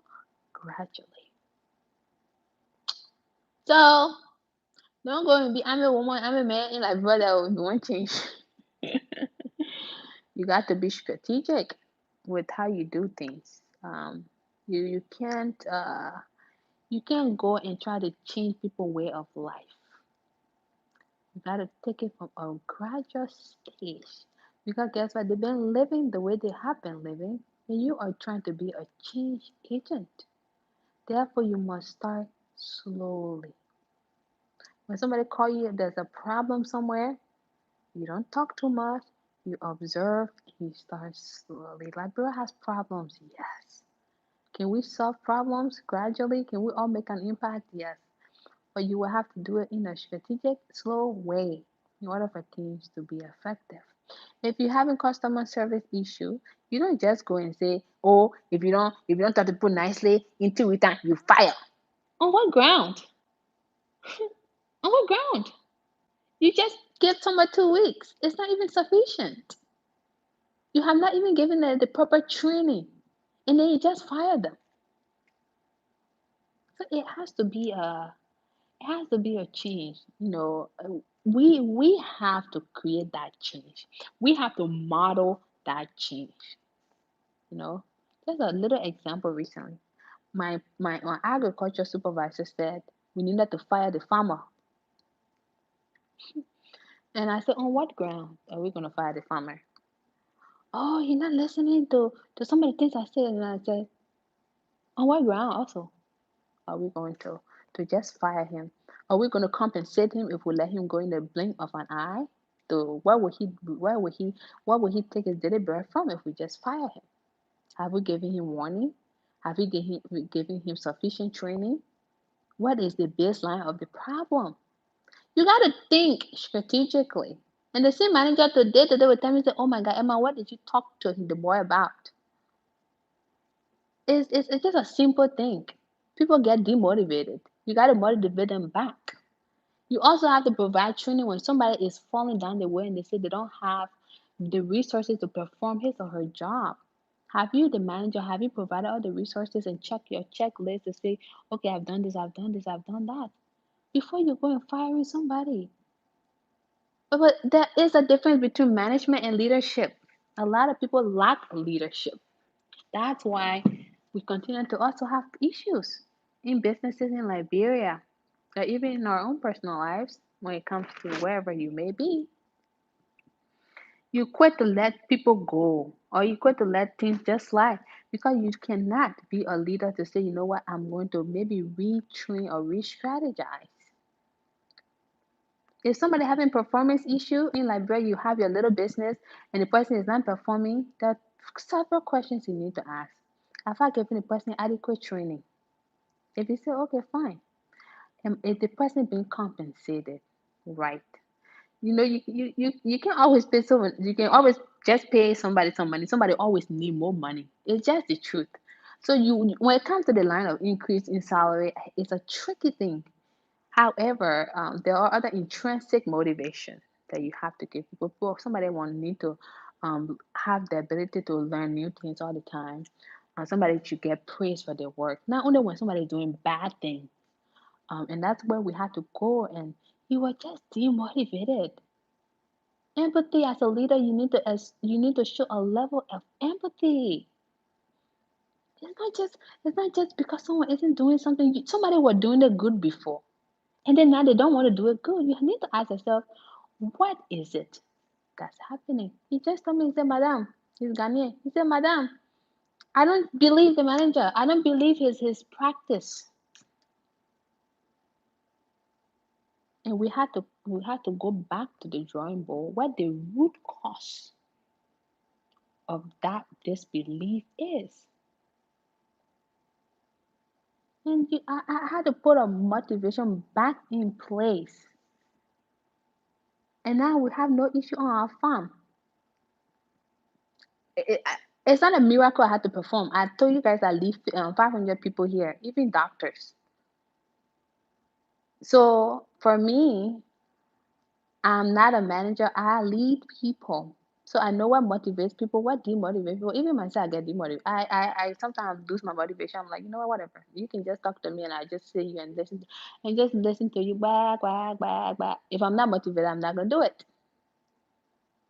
So we gotta assess our own strategies that we're using in Liberia instead of coming and say, oh, they did not work there. Okay? When people are working for you, working for you, you have to think about it. They're working with you. They're your partners. They're not your employees. You have to see it from that perspective. There are a couple of things that needs to be corrected from our end when we're doing business in Liberia. Oh yeah. I have another good book that talk about team. So this one is this right here. The power of full engagement. Power of full engagement. Power of full engagement. Okay. Managing energy, not time, is the key to high performance and personal renewal. Um, that's the motivational aspect of things as well. Not just the time of the person, because you have to. uh You have to exactly.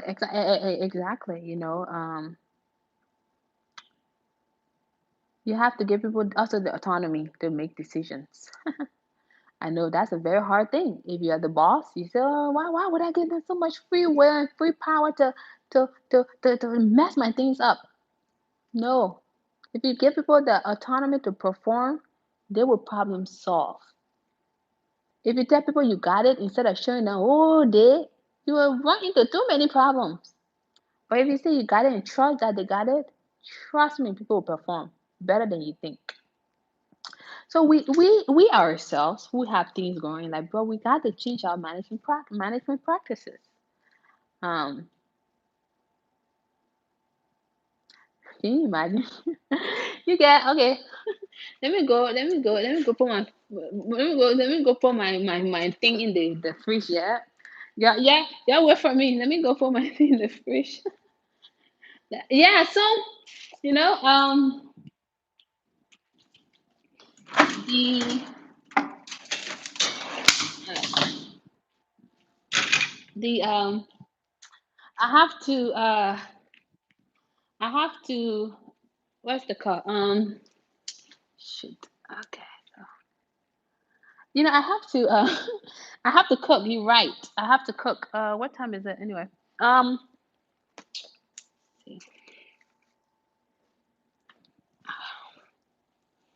yes, that's true, girl. That's true. I have to practice that because sometimes I get too caught up. Priorities first. Yes, my food. I gotta cook. I gotta cook some food today. It's home cooked meal. I've been cooking since I've been confined to this space. Um, so yeah, so you got to lead people the same way. If you want your businesses to run smoothly, you got to think staff management. You have to think about motivating your staff. You got to include them in the business.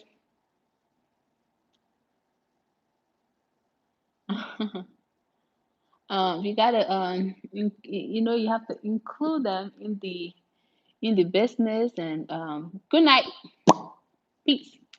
Thanks for watching. But yeah, so there are a lot of things we can do. That's why I offer my service, and I say, if you guys have any questions, I don't know everything, and I would never pretend to know everything. So if you ask me something that I don't know, I always have a reference point, and I say, oh, I know this person who has this experience. You can contact him. I'm always hearing sound in my house, so I live here by myself, and I'm always like, what's that? What's that? um but you can always I always have a reference point to give you. Then I refer you to somebody else who does have the resource to for you, and then we all go about it that way. um Staffing in Liberia is one of the most difficult things because to find the right person to work with you, oh my goodness, it's like you're pulling teeth. But we got to change that, right? You got to train people. People are there to work, but they're not fully trained. So that's why if you want top-notch customer service, you have to exemplify customer service. If you want people to be on time, you got to be on time. Even if you're me who here, if the meeting I set in Liberia is at 3:30, I call my people 2 minutes at a time. Oh, Emma, is that this? I said, well, yeah, I have to be on time first. You don't have to be present to show the example. You have to show the example regardless where you are. It works. So you have to be your own leader too, and in essence, looking for people to do good job for you. Like there are a lot of qualified people in Liberia, good people in Liberia to work. They themselves are not trained to do so, and that's where you come in. And if it calls for you to get a consultant, not me, because I don't want you guys to think everything is about me. You can always get somebody to consult with, in order for you to get what it is that you are looking to get. Um, So yeah, I think I'm done talking. I think I've talked too much. Some of the nurses at work said, you talk, but we love it. No, I think I'm very passionate about Liberia, so I think that's where a lot of my talking comes in, and I'm passionate about what I do. There are a couple of things I'm passionate about. You guys don't know I love Manchester United so much that sometimes my mom, when I used to live at home, this was like I used to live at home, let's say until 18. So many years ago, when I used to live at home, I used to wake up like 2, 3 a.m. to watch Manchester United play. And my mom would wake up, Nobile, my nickname is Nobile. Nobile, why are you up? Okay, John Maxwell. Okay. I have another book called what is it called? Why Team Work Best. It talks about team and how to work great in teams. It's a really good book. Thank you very much. I'm passionate about Manchester United. That's one thing I'm very passionate about. So I wake up so early. Um, have a good night. Yeah, Julia, we'll talk more. Get some rest. I know in Oregon here, it's still super early to me, and so that's why I'm on here running my mouth. But now, if it was super late, I will be up this thing too. Um, Manchester United, I'm very passionate about it. I wake up like 3 a.m. and I watch the game, and my mom would be panicking because I'm not getting sleep watching Manchester United play. And another thing I'm passionate about is Liberia. I would talk about Liberia. I would do anything I can to help Liberia's development. That's another thing I'm very passionate about. I'm passionate about soccer. I used to play soccer in college, high school, and other stuff. Da, da, da, da, da, da, da, da. Yeah, so this is the type of things I'm passionate about. Um, so you got to know a little bit about me on this channel. The last time I told you that potato green and tobagiro are my favorite soups.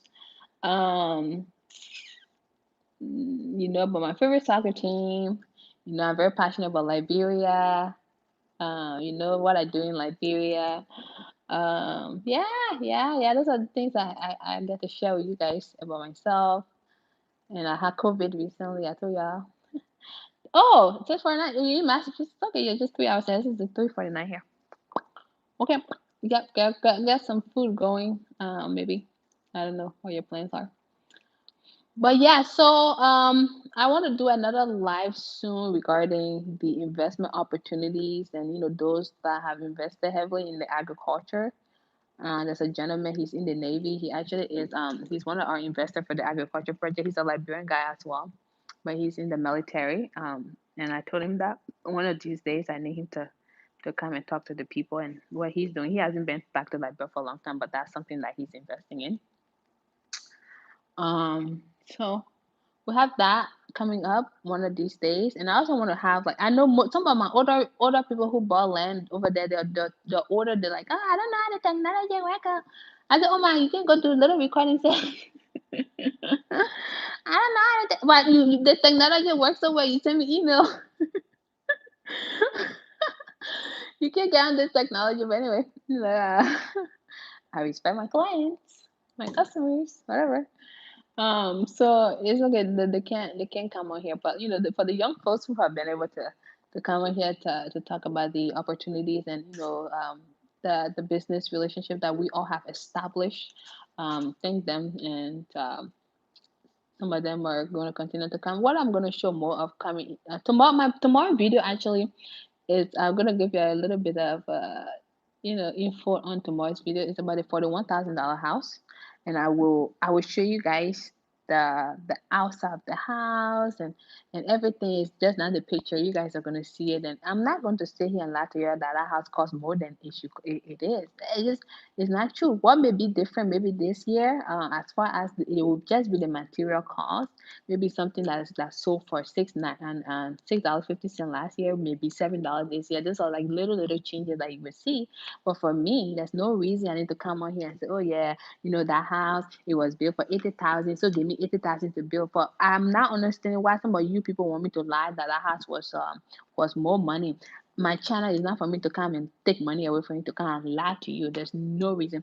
So The video that I will be posting tomorrow is about that. I will have a breakdown of what it is that house has covered so far, so you have a better idea and in essence knowing what it is that you can do on your own property as it relates to a two-story. The house has 4 bedrooms. I think I've said that.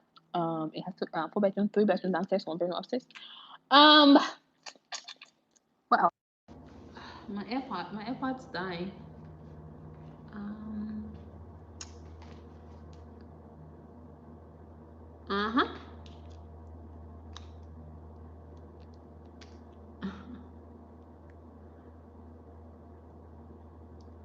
Who? Who told who what? Oh yeah, I mean the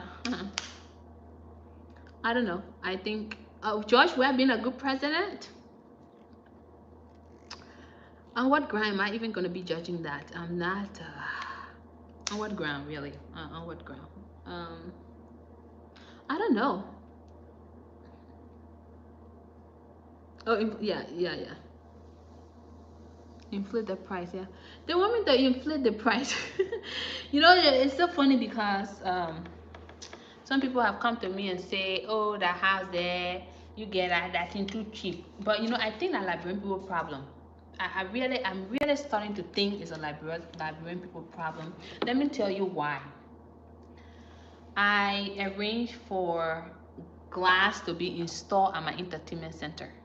Yet very carefully, exactly. I arranged for glass to be installed at my entertainment center down there, and I did 3 estimates for the glasses. One person charged me 6 grand, another person charged me 5 grand. Thank you, girl. Another person charged me 5 grand, another person charged me 6 grand, another person charged me 3 grand. So knowing who I am, I told the people who said charge me 6 grand, I said, "You go to hell. You go to hell and tell the wife staying there." And they were laughing, and I said, "It's not funny because you're trying to exploit me. You're not gonna exploit me."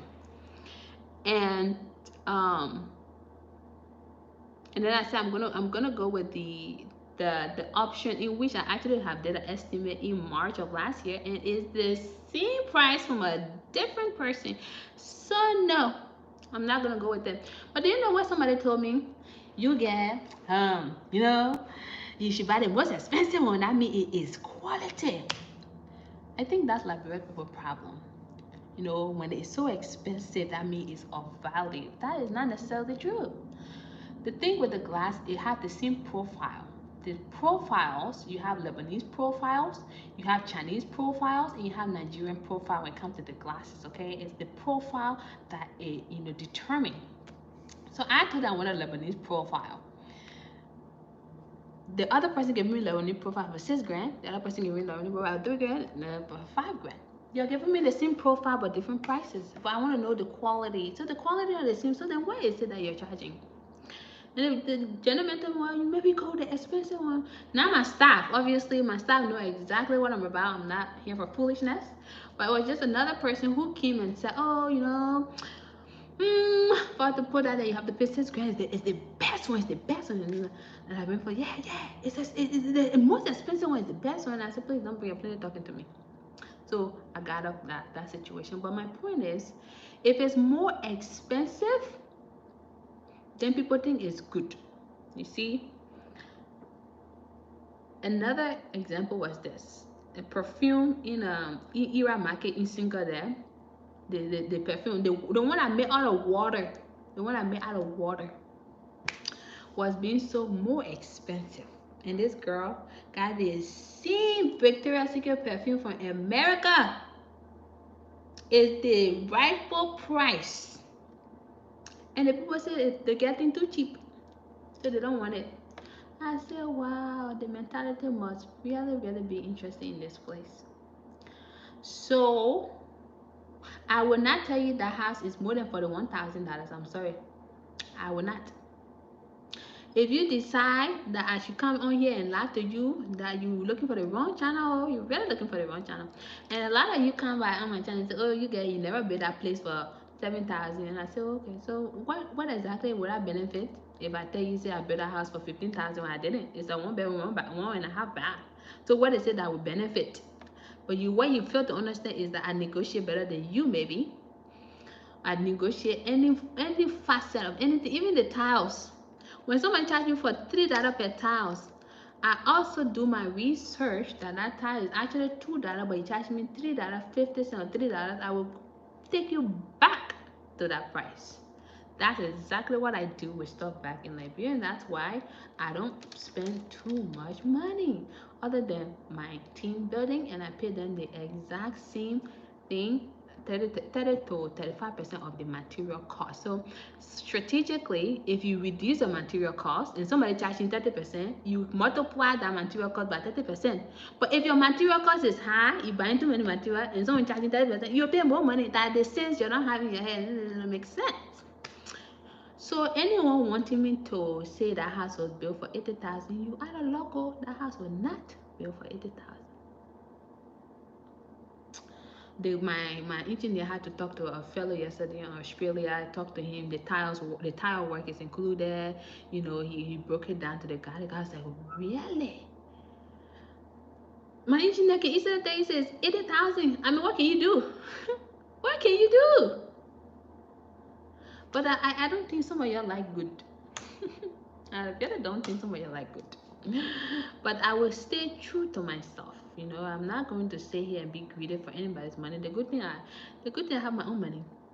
So at least I'm not that greedy to think I'll come over here, inflict prices, and people will pay so much money to me, and I'll go and jump. No. If that's the goal, it would like, bro, not move forward. But that's that's not my objective. That's why I'm not doing it. If my goal was for me to just develop or just put my property in Liberia, have my own business in Liberia, and not think about how Liberia develop, trust me, I'll come here and come to your plenty. But that's not my goal. There's no reason. That's not my goal. So if their expectation is, oh, I want Emma to tell me that the thing costs a lot, then it will make sense. But God bless your heart, because you're not getting that information from me. It'll be on another channel. Okay. The last thing I want to clarify here on my last video, I was very, very passionate that I would not read some people's messages. And a gentleman today told me, you need to clarify to them why and give examples of why you said that. And I think he has a valid point. Part of the reason why I said, if you're not serious, I will not read your message, and one might ask his or himself, how do you know the person isn't serious? Okay, there are people who call me to talk foolishness. I know that's not a serious person. So I'm not a dumb person. I can tell if you're serious or not. When you call me to tell me, hey, you have a husband, that's a dumb question. I'm not going to respond. So I know who's serious and I know who's not. If you call me to say, you know what, I have been at the library for 50 years, you know, I just, you know, I think I may or may not go to Liberia, I think that's a very dumb question too. I will screen your stuff. So I kind of know scenarios, but the reason why I said I'm going to be careful with who I respond to. If people wanting to go see the beach property, what I have done, like I said, I want to make sure everything I do in Liberia is different, right? So when you call me and say, hey, I want the land, I don't take your money from you at all. Initially, I don't. The first thing I do, I ask you, do you have family members or friends in Liberia who can go and take a look at the land, assess the land for cornerstone, anything like that? You know, anything. And you want to assess the land to see, okay, maybe somebody started building on it, maybe a cornerstone, maybe am I lying, all that stuff. I ask you and you say, okay, I have somebody to go check the land out. Then we make appointment with my team member. Okay, I call, hey, Mr. Tears, or hey, Emmanuel, this person wants to take a look at the land. This is the number. Call, arrange a time, be on time, and wait for them. Okay, that's the instruction I give my team. And then you decide, right? You decide to be 4 hours late. That I have an issue with. And I will not allow any of you guys to do that to me nor my team. If you make an appointment and you're running late or your representative is running late, Hey Emmanuel, I will be late because you know what? Emmanuel has a lot of different jobs to do. All the land people buying, Emmanuel have to go and check on that land every day to make sure, not to make sure even like some people grass is growing, to make sure people land like good. Nobody's trying to be, even if it's not the land seller. Some people go there to do their own thing. So if you think you'll be 4 hours late to a meeting, you'll be out of luck. It won't be happening anymore. Because of some of you, I'm even thinking about charging deposit before you go to the land, or before you go do anything. You pay deposit. If you reach there and the time you say you're there, I send your money back to you. God, I will not tolerate that. I will not tolerate it at all. That's the other thing. The other thing is, you go there, you call me. Oh, I love the play ever so much. I hadn't even speaking. I love the play ever so much, oh. I love the play ever so much, oh. Good. You like the play so much. I sent you my contract. The contract says Emma will protect your property.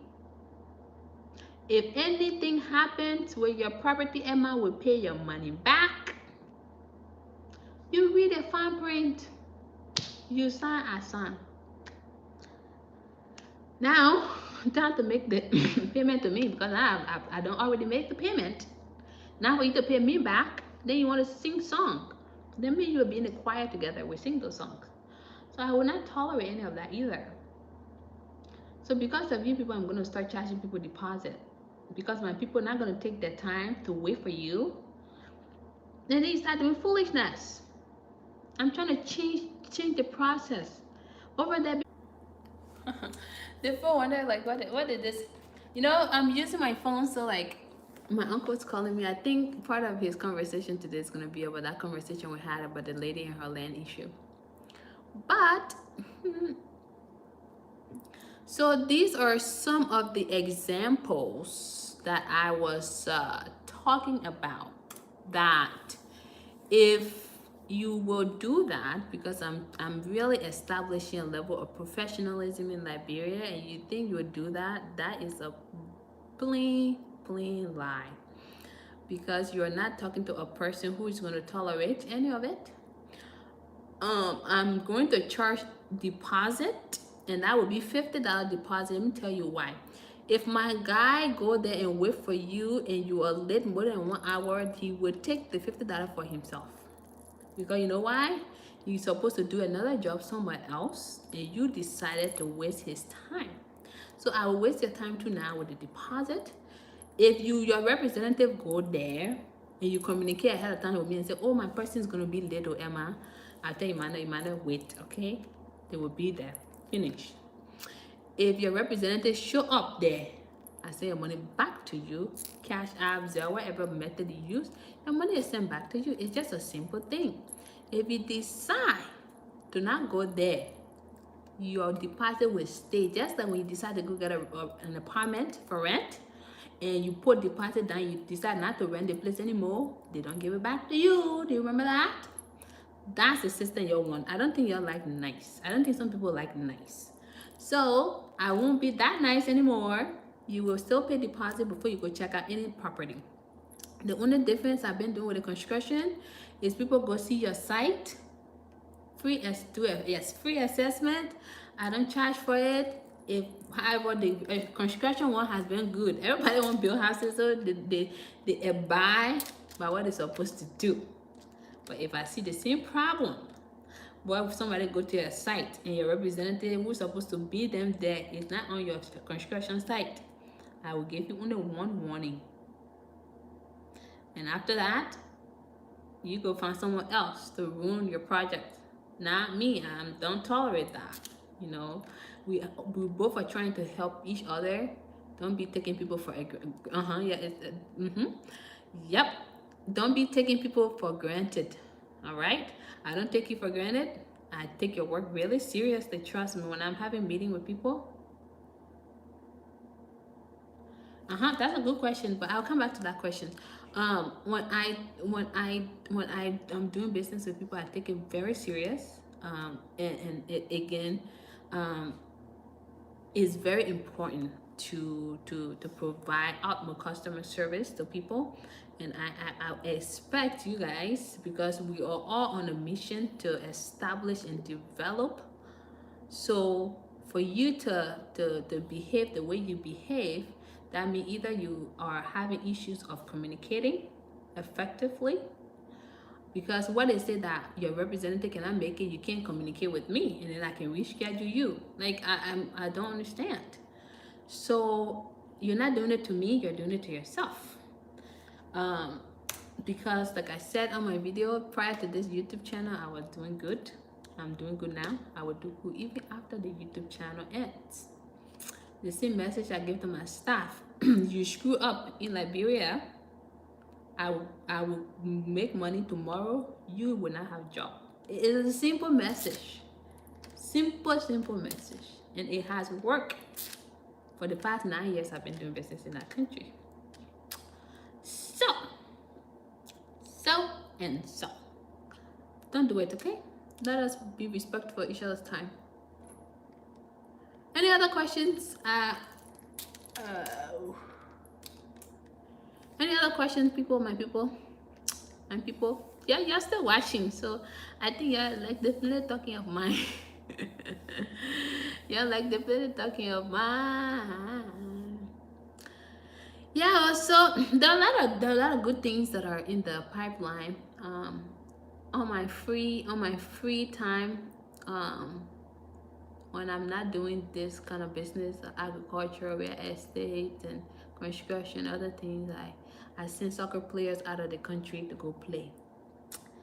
And people think I run charity. People think I run charity. Oh wait, your question. Sorry, let me see. Sorry, I'm so sorry. Okay. Why do you think so many people in America and Europe wants to buy land in Africa now? Okay, so because there is a, people follow trend. People follow a digital trend.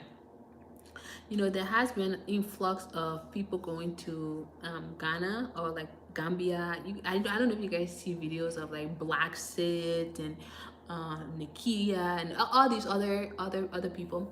They are establishing reputable businesses, and they're telling Africa people in the diaspora that the business opportunities in Africa now, and people are finding it. They find easy access to the information than before. The information was not easily accessible, so now people are in the digital age where things are like on social media. They are seeing opportunities, and there's a trend. People follow some type of trend, right? That okay, Stevie Wonder moved to Ghana, now everybody wants to move to Ghana. 50 Cent has a house in Ghana, now everybody wants to build a house in Ghana.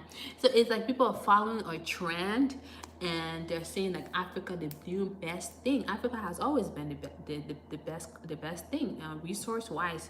We have so many resources that if you go to accountability issue, please, no corruption is where you guys want to see all the time. If you go to accountability issue, that is making the continent to be stagnant. So now the wave of trend, the best new thing, a new place to be, and everybody wants to go and establish and flee from the good old US of A because of that trend. And in addition, but if you're a business person who know that Africa has the labor resource, we have people who are very competent and can go into the labor force. While they try to exploit the people who work, the labor force is still very rich in Africa. And then there are the resources. Money is also in Africa. To really think about it, there's so much money to be made. These big companies, I know Facebook is talking about how Nigeria, they want to empower Africa with internet. I was talking to my friend, I said, they're trying to, the colonizers are trying to come to Nigeria. But they these opportunities are there. Do you live full-time in Liberia? No, I actually part-time in Liberia. These opportunities are there. I do have a goal though to go to Liberia like 9 months out of the year and come back for a visit here sometime. Like I'm really having the plan in place. I am trying to have my business in Rwanda run on its own. to some extent, and then I will really just make Liberia my home. But that's something that I'm discussing with my family. That's something that I have to, like I said, I have to take things slowly, and also be in a space of comfortability. Then I can, make my move the way in which I would like to make it. So yeah, Africa it has been the future, and it is still it's a very strong continent, despite the accountability problems that we have there. Um, yeah. So I hope I answered your question. It's a trend. Everybody, you start a trend, and everybody follow the trend, and it become more of a trendy topic instead of sustainability things. Yeah. So that's really what's happening there. Um, what else? What else, my people? Any other question? I tell you, I'm on yet. Oh man, I need to order a glass of wine though. I need to order some wine. Since I returned from Costa Rica, I've not had a drink. Do you think a part of it is because some people are tired of living in the West? Partially, I would say partially. I think what you see mostly now, like the increase of people going. At one point, Ghana had like 50,000 African Americans, like Black Americans who left here and actually lived in Ghana, but now the number really has increased. That's because first of all, it's cheaper in a sense, right? And people are tired of some of the things that are happening in the West, right?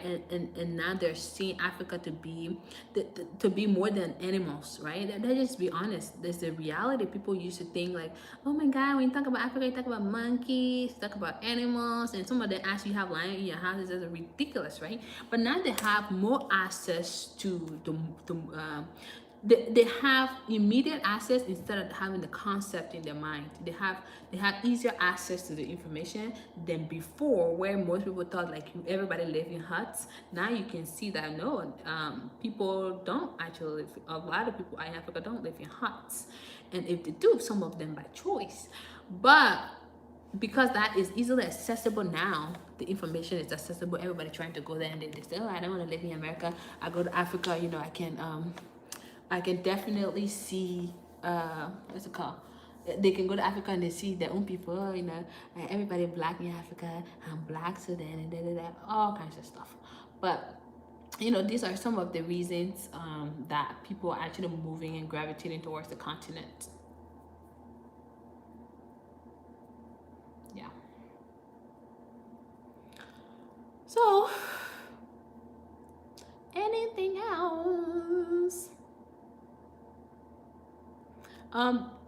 That's a very good question. I was actually talking to somebody about this last week. The only way I would go to Liberia and have my kids there is if we strengthen the healthcare sector. It's one of the underdeveloped sector in that country. Not that many of them are actually developed factually.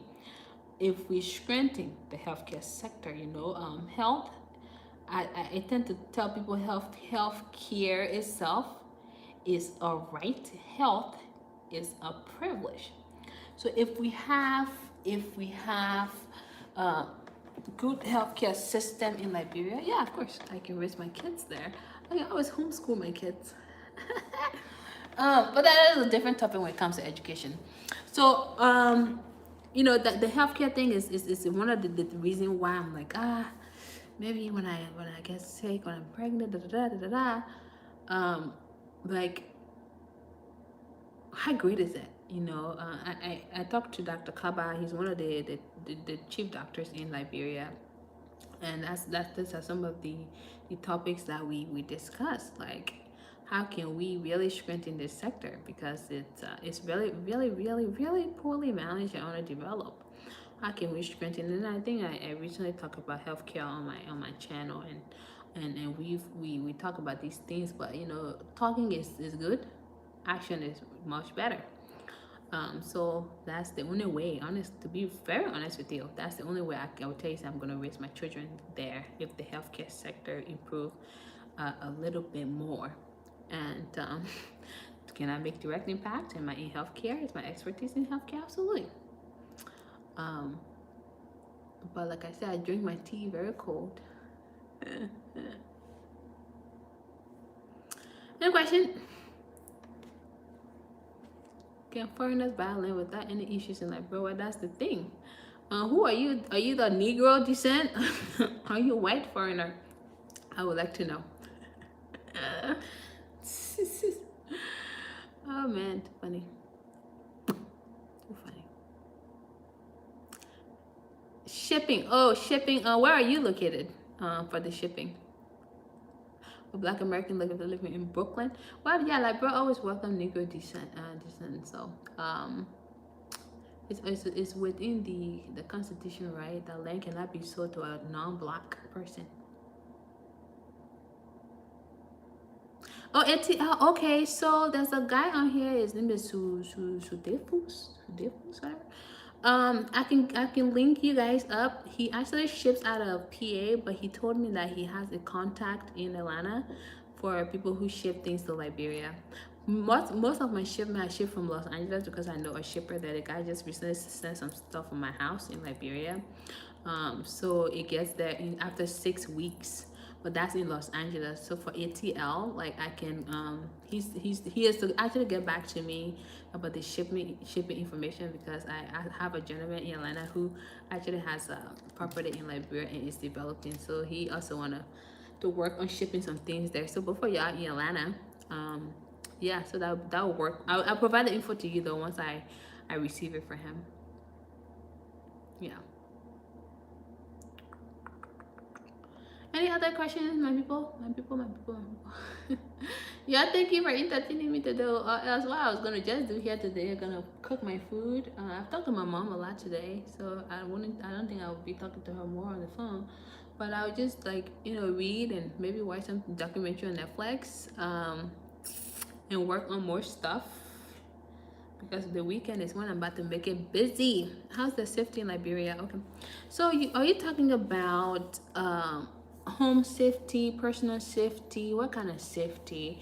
Because if you're talking about like your own personal safety, like okay, maybe if you go a certain area at night, like are you safe? Or are you talking about vandalism? Or are you talking about breaking into your homes? What are you referencing as far as safety?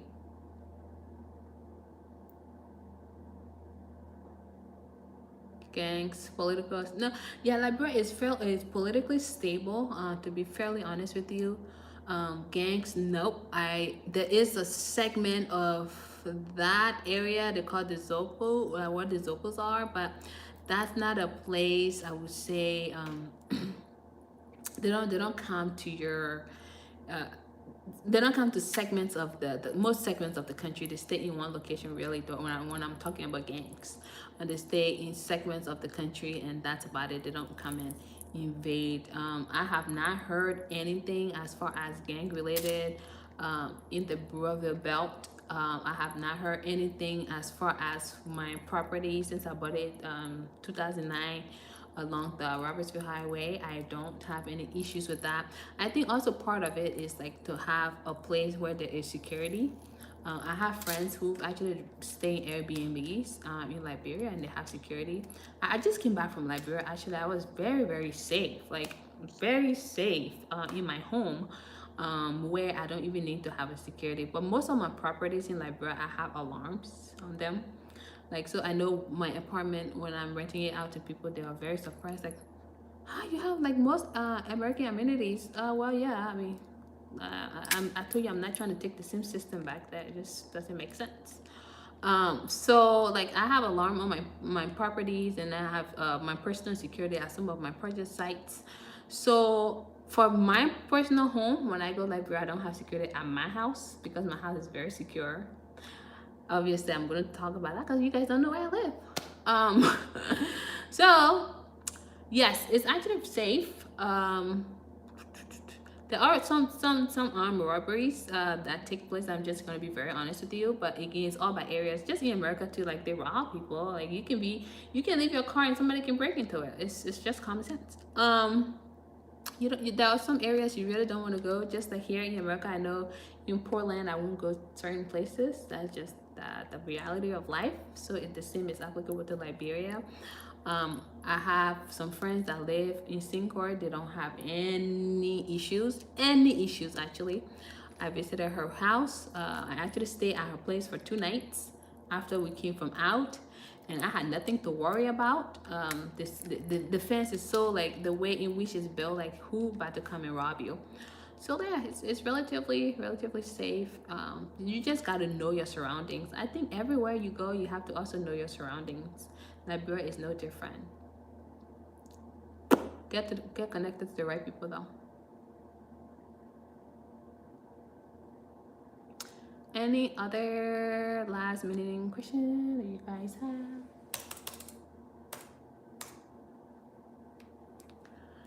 Yeah, so Liberia is calling my name. Oh my goodness, I can't wait. I can't wait to go back. I can't wait to go back and go eat some food. You know, when I went over there, I went to like a chop bar, like it's called Ghana chop bar, and I went to eat some Ghanaian food, and then I also went to this place on Burr Street. I went to eat some good Liberian food. Oh my god, that my sister can cook. That my Liberian sister can cook. So I I went there and I was like, dang, we ate so much. The amount came to $18. That was hella cheap. After the drinks and everything, I was like, oh shoot, I should be coming to the hole in the water spot. People was like, Emma, we're going to hole in the water spot today. I said, oh my god, my people, you're coming with my story around today. It's called, oh shoot, hold on. God Favor. The place is called God's Favor. It's on Brush Street. Ask about it. Is there any fish for me? Oh, there's some. It's called God's Favor. Go on Brush Street. Ask about God's Favor restaurant. A lot of people, when they leave the diaspora, they actually go there to eat. I didn't know about that. I was like, no, I want to go to a certain place. They were like, no, Emma, you're gonna eat whole in the world food today. My people really punished me that day, but then I love the food. So there you have it. So like fish farming, I know that some Lebanese are into it. The ones that like fish around the ones that are around Robertsport. I don't know if you know Robertsport, but like they have people doing that there. Most of the lucrative ones are Lebanese owned. I stay in Osu. Like, what do you mean? Oh, the Ghana Choba. Jesus. I know God's Favor, Ghana Choba. Okay, I'll ask for the name of it. Watch it. All of that stuff is there. I will ask for the name of it, and then let you know. But for the God's Favor one, I remember it because, you know, we're putting God business in the TNA. That's why I remember it. But yeah, the Ghana Choba, I'll let you know. It's actually around Boulevard. So when you say Ghana Choba around Boulevard, they will tell you. I just have to know the name of it, and then I will let you know. Yeah, so that's it. One of the spots that I went to one spot. They had really good. Okay, I have a video on my channel that talk about the top 5 businesses in there. You can find it.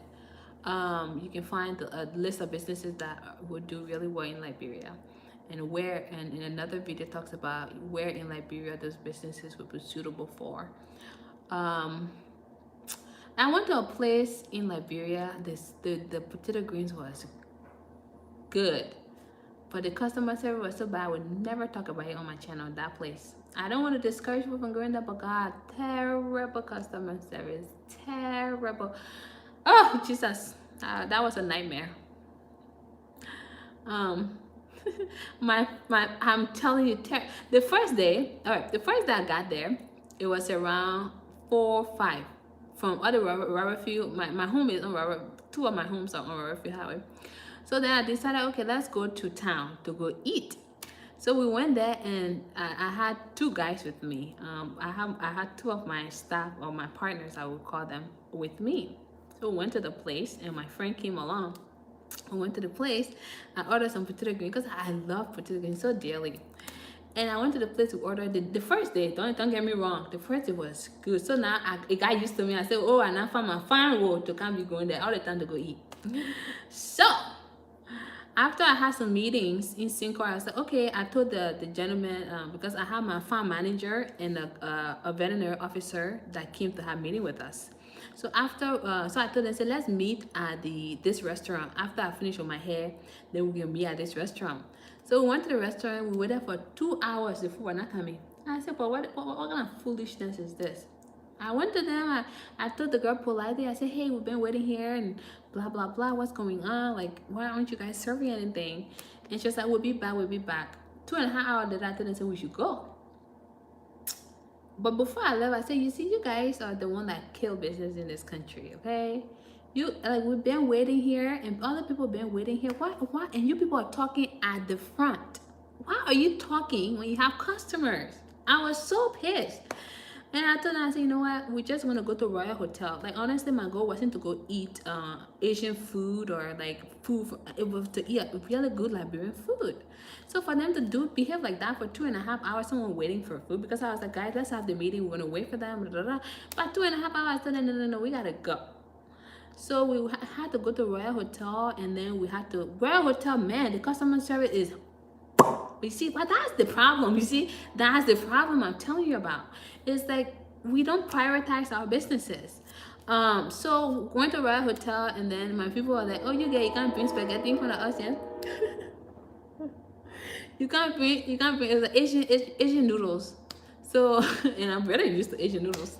So the people was like, oh, we never had it here before. I said, but hey, I went there like when people place that they put down on serve you. They said that true. So we ended up eating it, ended up actually liking it. Is if fear of the unknown. They didn't know what they were ordering. So I told them, I said, you don't like it, I will order something else from the menu. And I ordered some Thai noodles and with shrimp in it, and they really, really liked it. And I said, you see, sometimes it's okay to try. I know you guys were used to our potato and other stuff then, but at least we got better service here. The people brought our drinks on time. They brought our food, and at the end of the day, they were watching the Champions League. And I said, you see, life is good. But that restaurant, I would never set my foot there again. Never, because of that customer service. Any of my friends tell me they won't go out there, they said, no. You see, then they're going to lose business because of that. So, and I wrote them a review. I know a lot of people who know the owners. The owner daughter is very into politics, and that way I'll leave it. That way I will leave it. I will not call name, but once I tell you the owner daughter into politics, that hey, it's finished. No comment. Anyway, that was terrible customer service. I would never. I think I was traumatized for waiting for 2.5 hours of food. What foolishness is that? If you go to my entertainment center, you wait for more than 30 minutes, you want to change my name. Ah, man. Liberia is an interesting place, though. I like it. I can have fun there, even though I can go there for mostly business, but I can have a good time when I go. So, I'm excited to actually go back, though. But it'll be mostly business.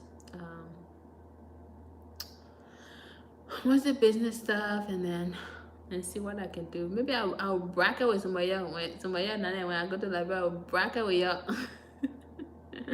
We will bracket in the supermarket. Nah, I will have a lot of rich content going from business to business. That's really my goal. Yeah. Any other question? While I'm waiting for my stuff to defrost so I can bake it and then make some vegetables with it. Anything else, y'all? Anything else you got to ask? Then I can answer those questions. Yeah, my people. Yeah, ask your questions away. I'm here. I'm bored. I'm bored out of my mind. Okay, let me see what time it is. It's 4:32 here, and I will be getting out this thing at 4:40. So your questions, ask your questions away. Ask your questions away. Okay, I guess there's no more question. I don't think I have anything else to talk about as it relates to Liberia. I just hopefully the once you arrive at the airport, I think my hope is that Things are much better, smooth. Um, the process is better upon arrival into LIB. One thing I would tell you though, the Barbara Street Highway, even though there's land dispute, people are really developing in that area.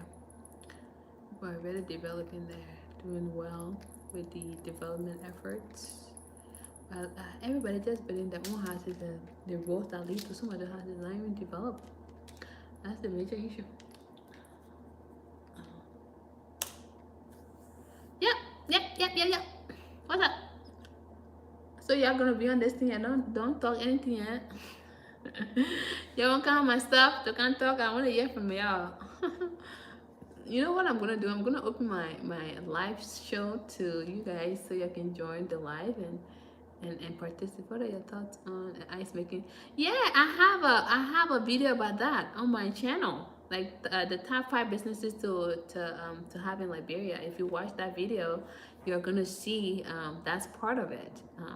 The the water making as well, processing, making water. There are machines for that and packaging water. All of that is on my YouTube channel. I talk about it many times, and yeah, I think storages would be good too, to like store, um, goods for market women. Oh, ice, but just making ice and selling it. It will work. I mean, you just have to combine it with water too, processing water and packaging it in like a bag or like bottle. I don't know however way you will do it, but like those two teams, those two combination will work. Definitely will work. Yeah, you have a market for it actually. You have a market for it. You have a market for it. Your target audience would just be like a lot of hotels, restaurants, grocery stores. You have a market for it. Even like these like gas stations, they work to like a lot of places that it will work at, for something like that you're trying to do. Everything is about connection, not it, isn't it? Yeah, connecting with the right people. It'll work out. Excuse me, guys. Hello.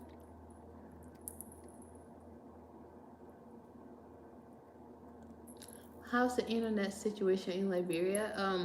If you okay, so I would say I don't know. I've not had issues with internet, but that's partially because I used my T-Mobile account when I went to Liberia.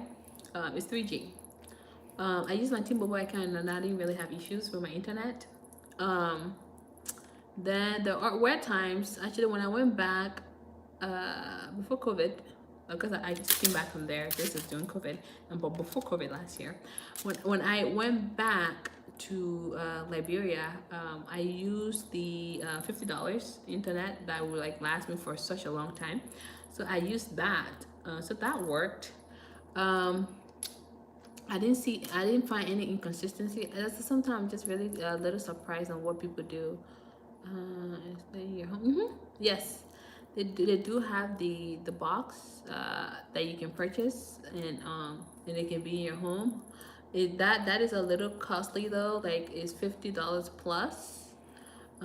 For that, you can actually get that as well. Um, they have Cellcom and Lone Star internet boxes. You can decide which one you want to use. So yeah, that's a good question. Yeah, I never had a problem with internet in Liberia. Never had a problem. For some reason, a lot of people, well, some people say that they have really poor internet connection when they go to Liberia. I had never had an issue. If anything, like I even we watch Netflix and on our internet stuff. My people are always browsing. Yeah, I don't have issues. I don't know. I don't know what you guys be doing.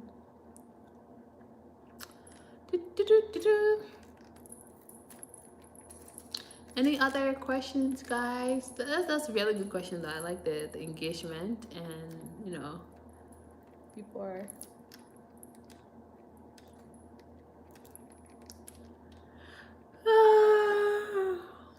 feel like I need some wine today. I have not had a glass of wine in a long time. So, any volunteers? I'm just kidding. I'm just kidding, y'all. Okay, do you see Liberia becoming a place like Gambia, Ghana, where a lot of foreigners are coming in the next 4 to 5 years, the next 10 years? Um, uh, Sometimes I wonder if that's even a good thing.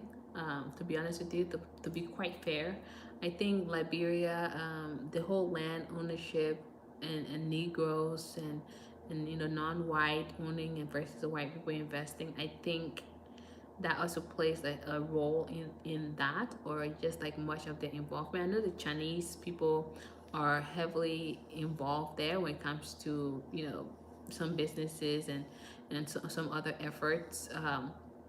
But what I prior to coronavirus, I know the Hilton chain, like that company, was establishing the hotels in Painesville, and then I do know that there is a not DoubleTree, but Sherrington was is being built by somewhere in closer to Syncor. Is being built there. Those type of hospitality investments are heavily in Liberia, because I think they know that it's a lucrative business to do, and such big companies are going there. There must be a financial objective there. So you see a lot of that. You see now people are mostly going to invest in cocoa. That's the trend that I've seen. A lot of investors are going into to do cocoa and coffee.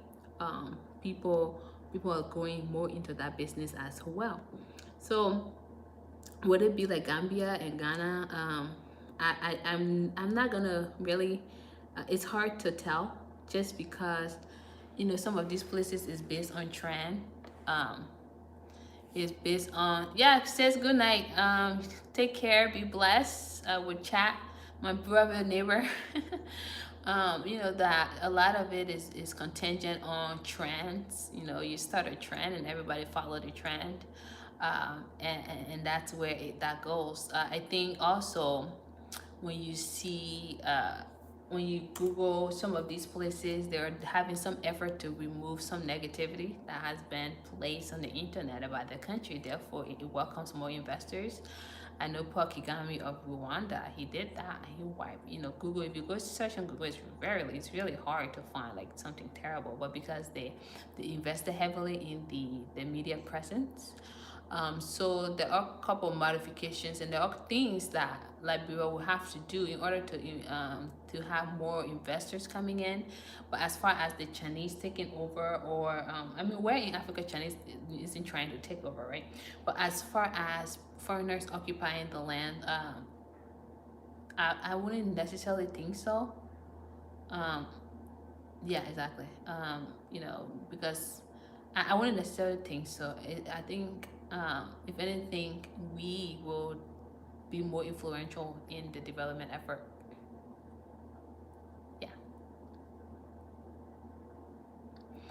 Yeah, Kigami is, depending on who you ask, but they heavily rely on the image of the country. To be very honest with you, that's why when you watch the Premier League, or when you watch the French league, you see like Visit Rwanda. They heavily, heavily, heavily invest in that. First of all, to remove their image, negative image from the internet, right? That was a huge effort, and also to visit the country for tourism. That's a huge effort. So these are efforts that they're making in order to alleviate some of these problems that otherwise, when people see on the media, they'll be pushed away. At some point, also, they should be kept away. I think that's the